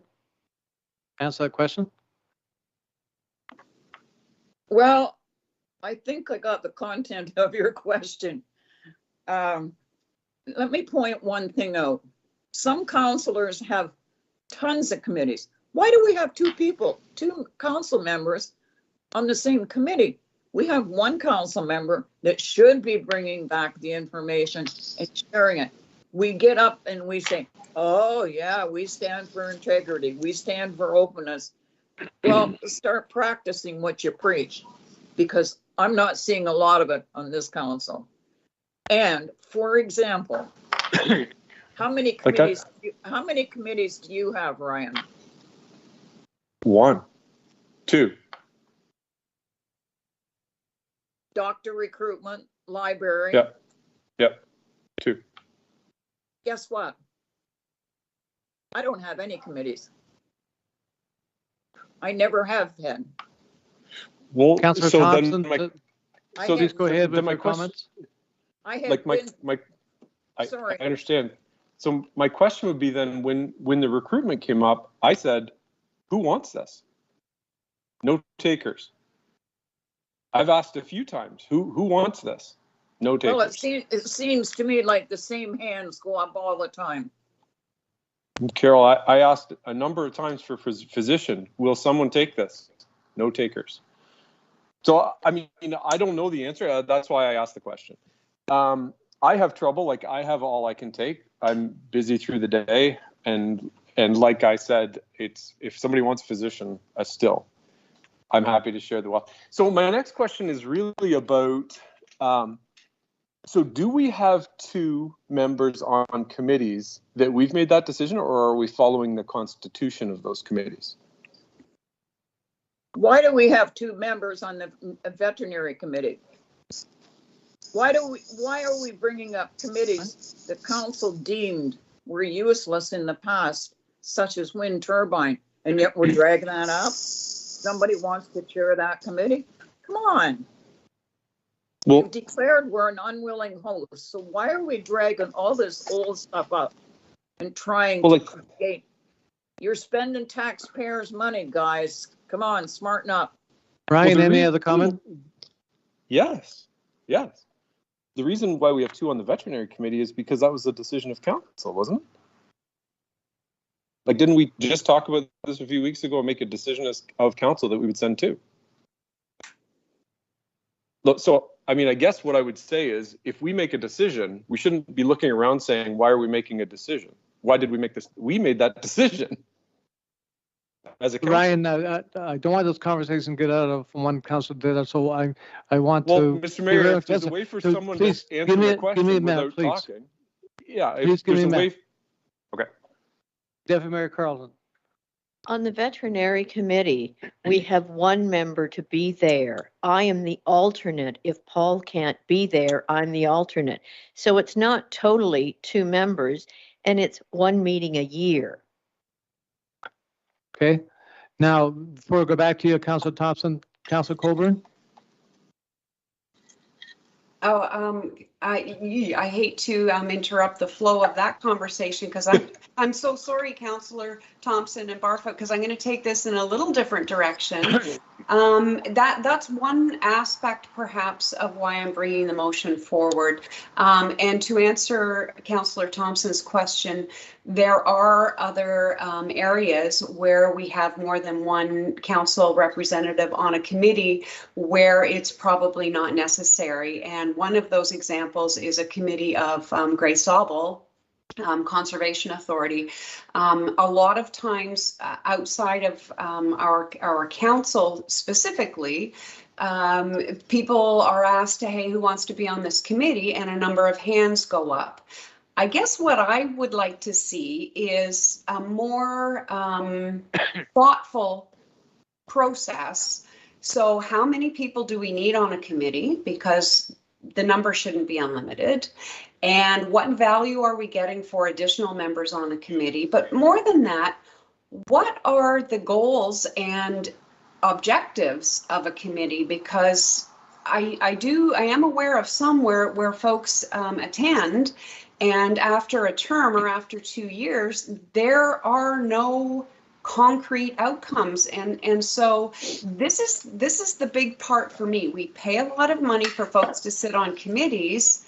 And what is it that we're offering our ratepayers in the end for the money that we've spent at that committee level? So for the committees that we've committed to be on, why do we not have targets? Why do we not have objectives and timelines? And so that we can evaluate the effectiveness of our participation on those committees and make a decision as to whether those committees are indeed valuable to our ratepayers or not. I interrupt you, Councilor Thompson, so the floor is back to you.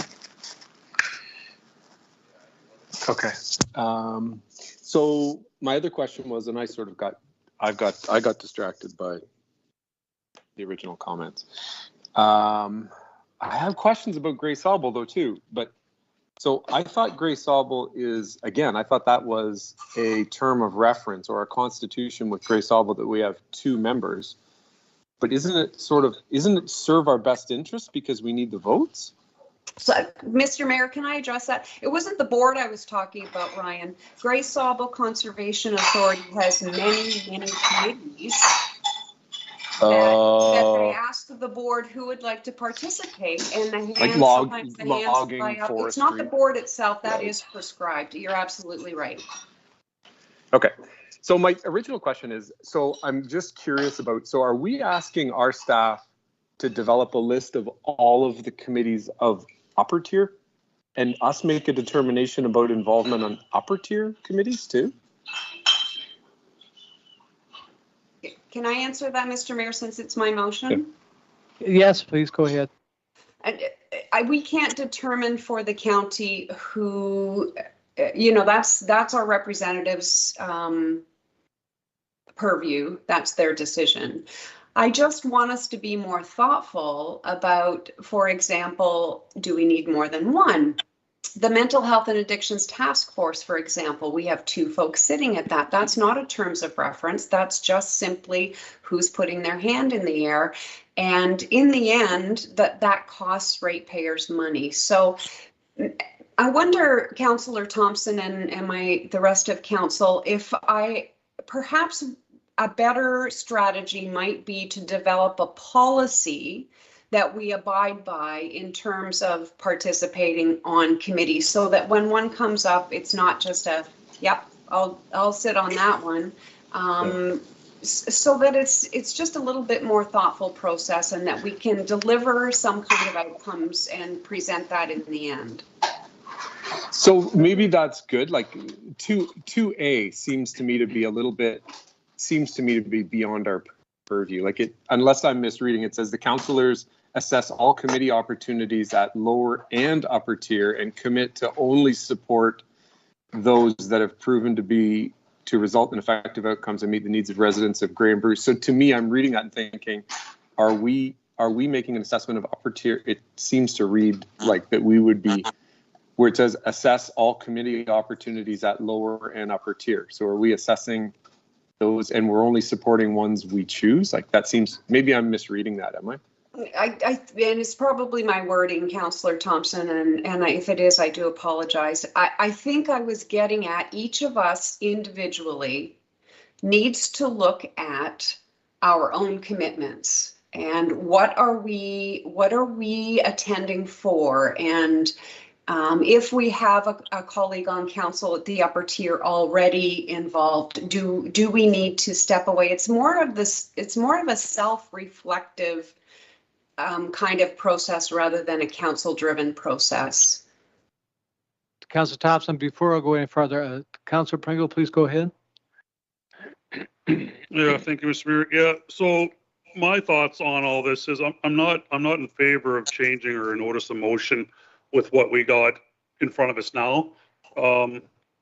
Pre-COVID, for myself, I was on the Chatty Katy Community Arena Board, which folded because they disbanded the committee. I was also on the town improvement for Shallow Lake, and with COVID the last 2 years, we haven't had a meeting in 2 years. So for myself, again, I'm the same as Carol. I don't really sit on any committees right now, but that's nobody's fault here nor there with the township or anybody else.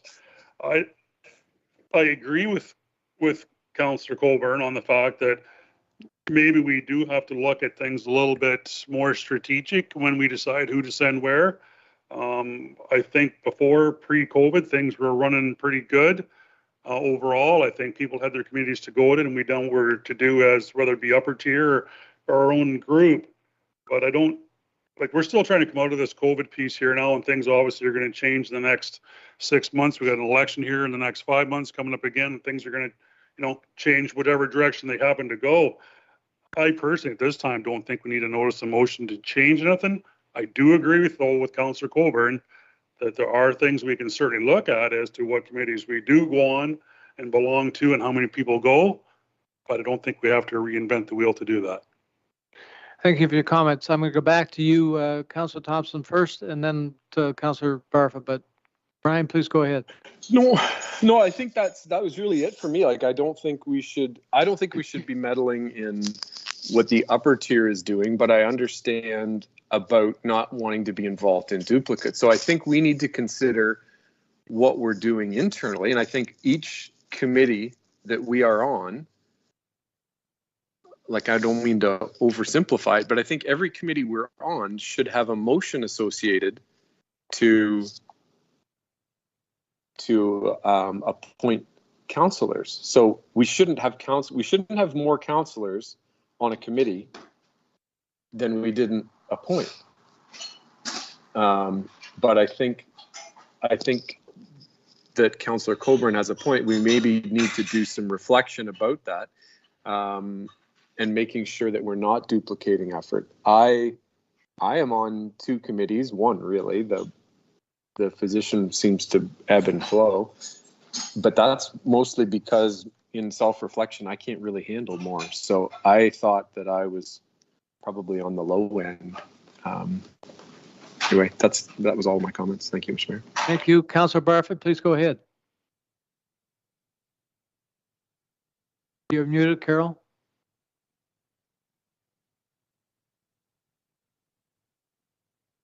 Thank you, Mr. Mayor. I just have one last comment.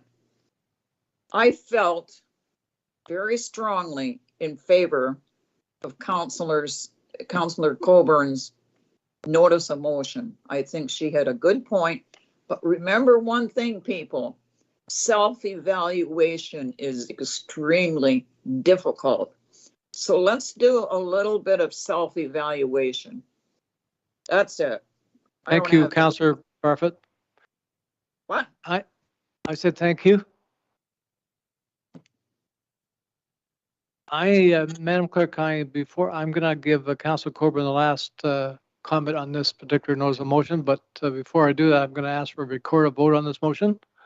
So Councillor Coburn, please go ahead. Thank you. I guess a couple of things. First of all, I don't know if our ratepayers know how much we're spending on attending committee meetings and working group meetings and board meetings. And just in terms of transparency, I would like to see that addressed. I think it's probably a fair chunk of change, and I think they have a right to know that. I guess if this motion doesn't fly, then could we at least look at a policy? And I would turn to our Director of Corporate Services and Clerk and ask, is there a policy that she might be aware of that other municipalities use to ensure that our ratepayers are getting value for their money and attending all of these meetings? Thank you.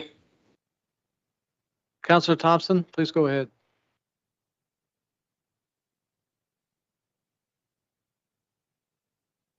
You muted, Brian.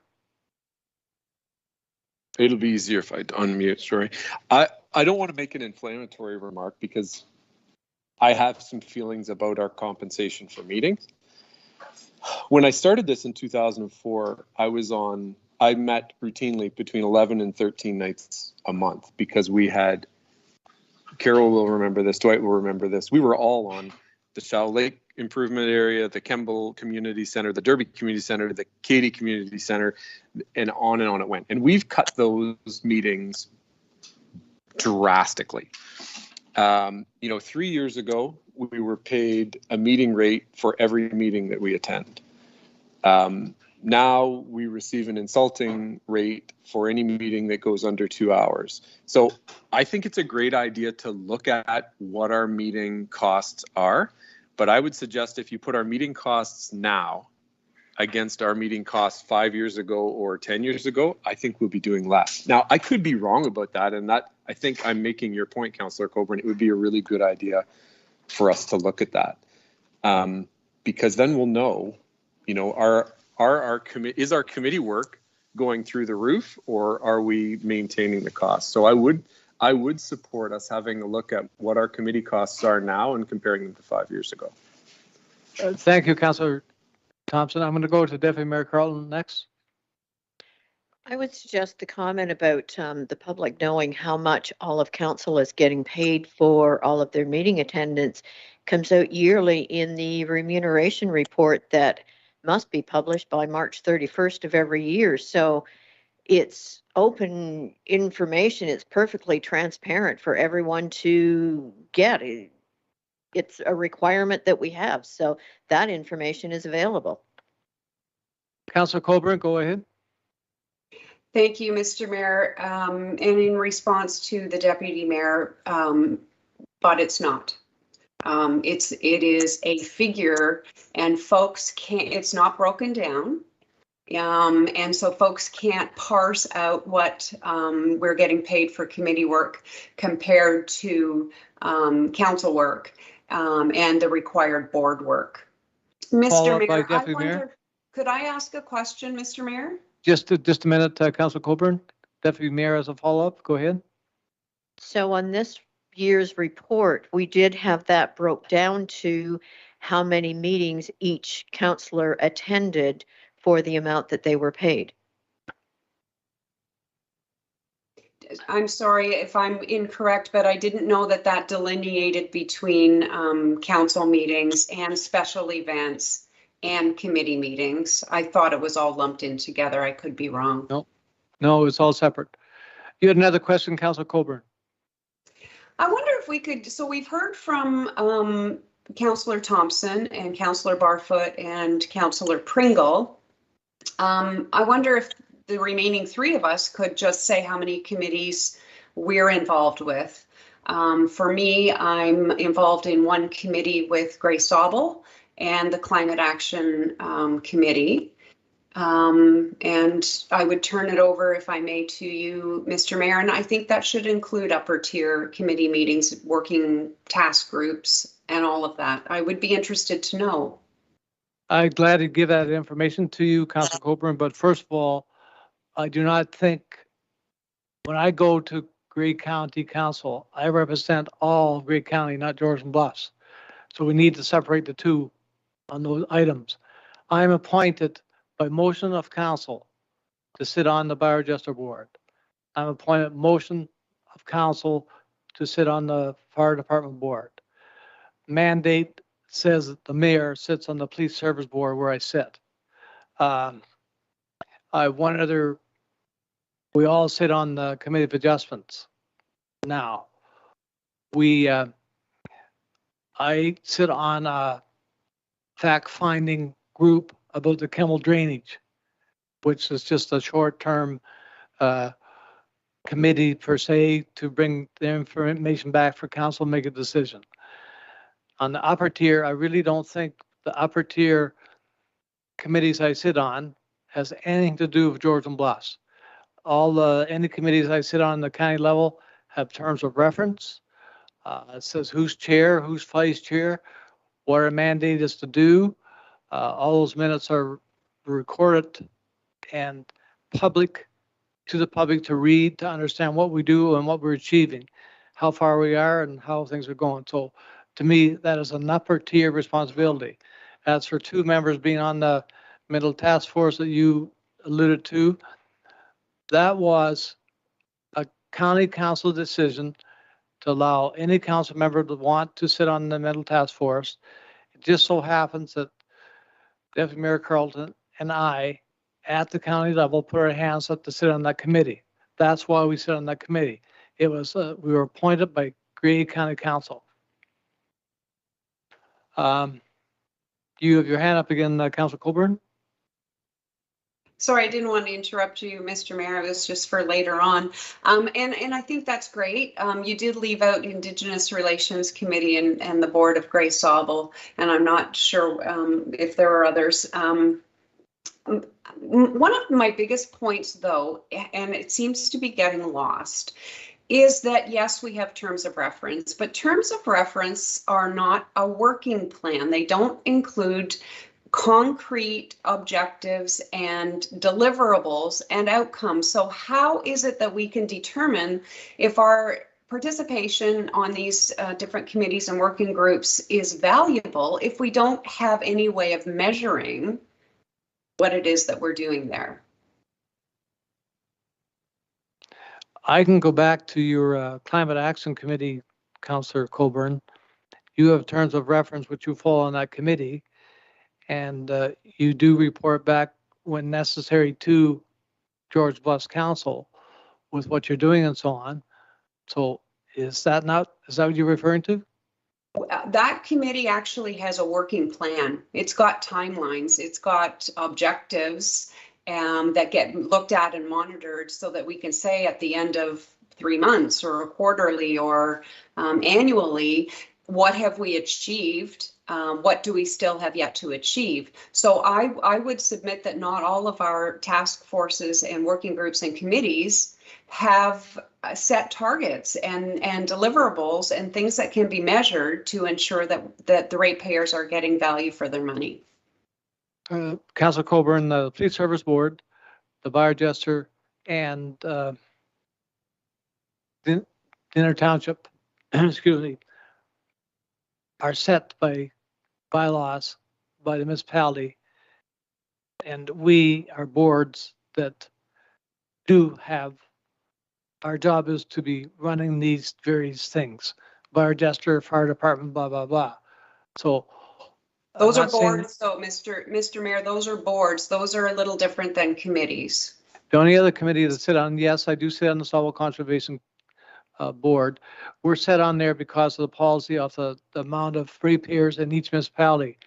So we are up to the point where we are allowed 2 members to sit on that board.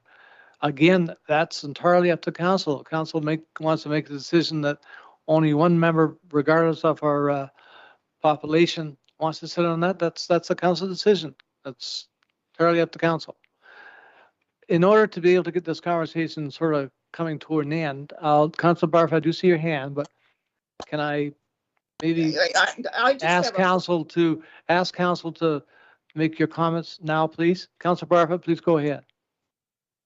Okay, you talk about committees. I sat on the fire board for, I don't know, probably 3, 4, 5 years. Then all of a sudden, I'm off. You and the deputy are on, or Paul Sutherland. I didn't get an opportunity to say, I would like to go back on the fire board. No, I was just kicked to the road. Councilor Barfoot, I disagree with that because the mayor and the deputy mayor were appointed by council by bylaw to sit on the fire board. We had, when we come to the point where we are going to have another council member sit on that board, it was put open to all of council to put your name forward to sit on the committee. And just so happens that Councilor Sutherland was the one that had won the competition. Deputy Mayor. In actual fact, at the beginning of this term of council, it was Councillor Coburn who sat on the fire board, and she chose not to at the end of 2 years, and Councillor Sutherland took that on. So that was open for everybody at the beginning of this council. So why wasn't I given the opportunity to go back on? You were. I believe you allowed that Councillor No, Coburn could go no. on in your place. No, no, no. I'm not getting in any argument over this. I'm done. Thank you, Councilor Barfoot. I did give the person, I apologize for that. I give the council member that brought the notice of motion forward here a chance to respond. Now, Madam Clerk, I'm going to ask to take the recorded vote, please. Thank you, Mr. Mayor. When I call your name, please indicate your vote for or against the motion. Councillor Kathy Moore Coburn. For. Councillor Carol Barfoot.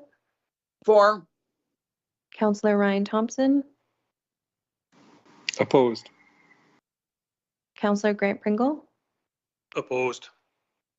Deputy Mayor Sue Carlton. Opposed. And Mayor Dwight Burley. Opposed. And that loses. Thank you. So we are moving on with our agenda. Now we're down to notice of motion. Does any council member wish to bring a notice of motion forward? Councilor Barfoot, please go ahead. I will be bringing notice of motion to the next meeting. I just have a little more work to do on it with staff. Okay, thank you, Carol. Can you give, well, you can talk to the clerk what it is, or? Do you want to repeat that question? Can you give any more information to the clerk, or you'll talk to the clerk about it at this time? You'll get the entire package when it's ready. Okay, thank you. We've no closed session here tonight. I'm down to the confirming bylaw. Bylaw number 2022-27 being a bylaw to confirm the proceedings of council on May 11th, 2022 be read a first, second, third time, finally passed, signed by the mayor and clerk, sealed to seal the corporation, and endorsed on the bylaw book. Someone to move, put on the floor, please. Moved by Councilor Thompson, second by Councilor Pringle. Is there any discussion on the motion before us? Seeing none, a show of hands, all in favor? Opposed, the motion is carried. Our next committee of the whole meeting is May 18th at 5 o'clock. Our next council meeting is June 1st, 2022. We just, no other business here tonight, so I ask for a motion of adjournment. Moved by Councilor Pringle, by Councilor Coburn. A show of hands, all in the favor of adjournment, please. The motion is carried.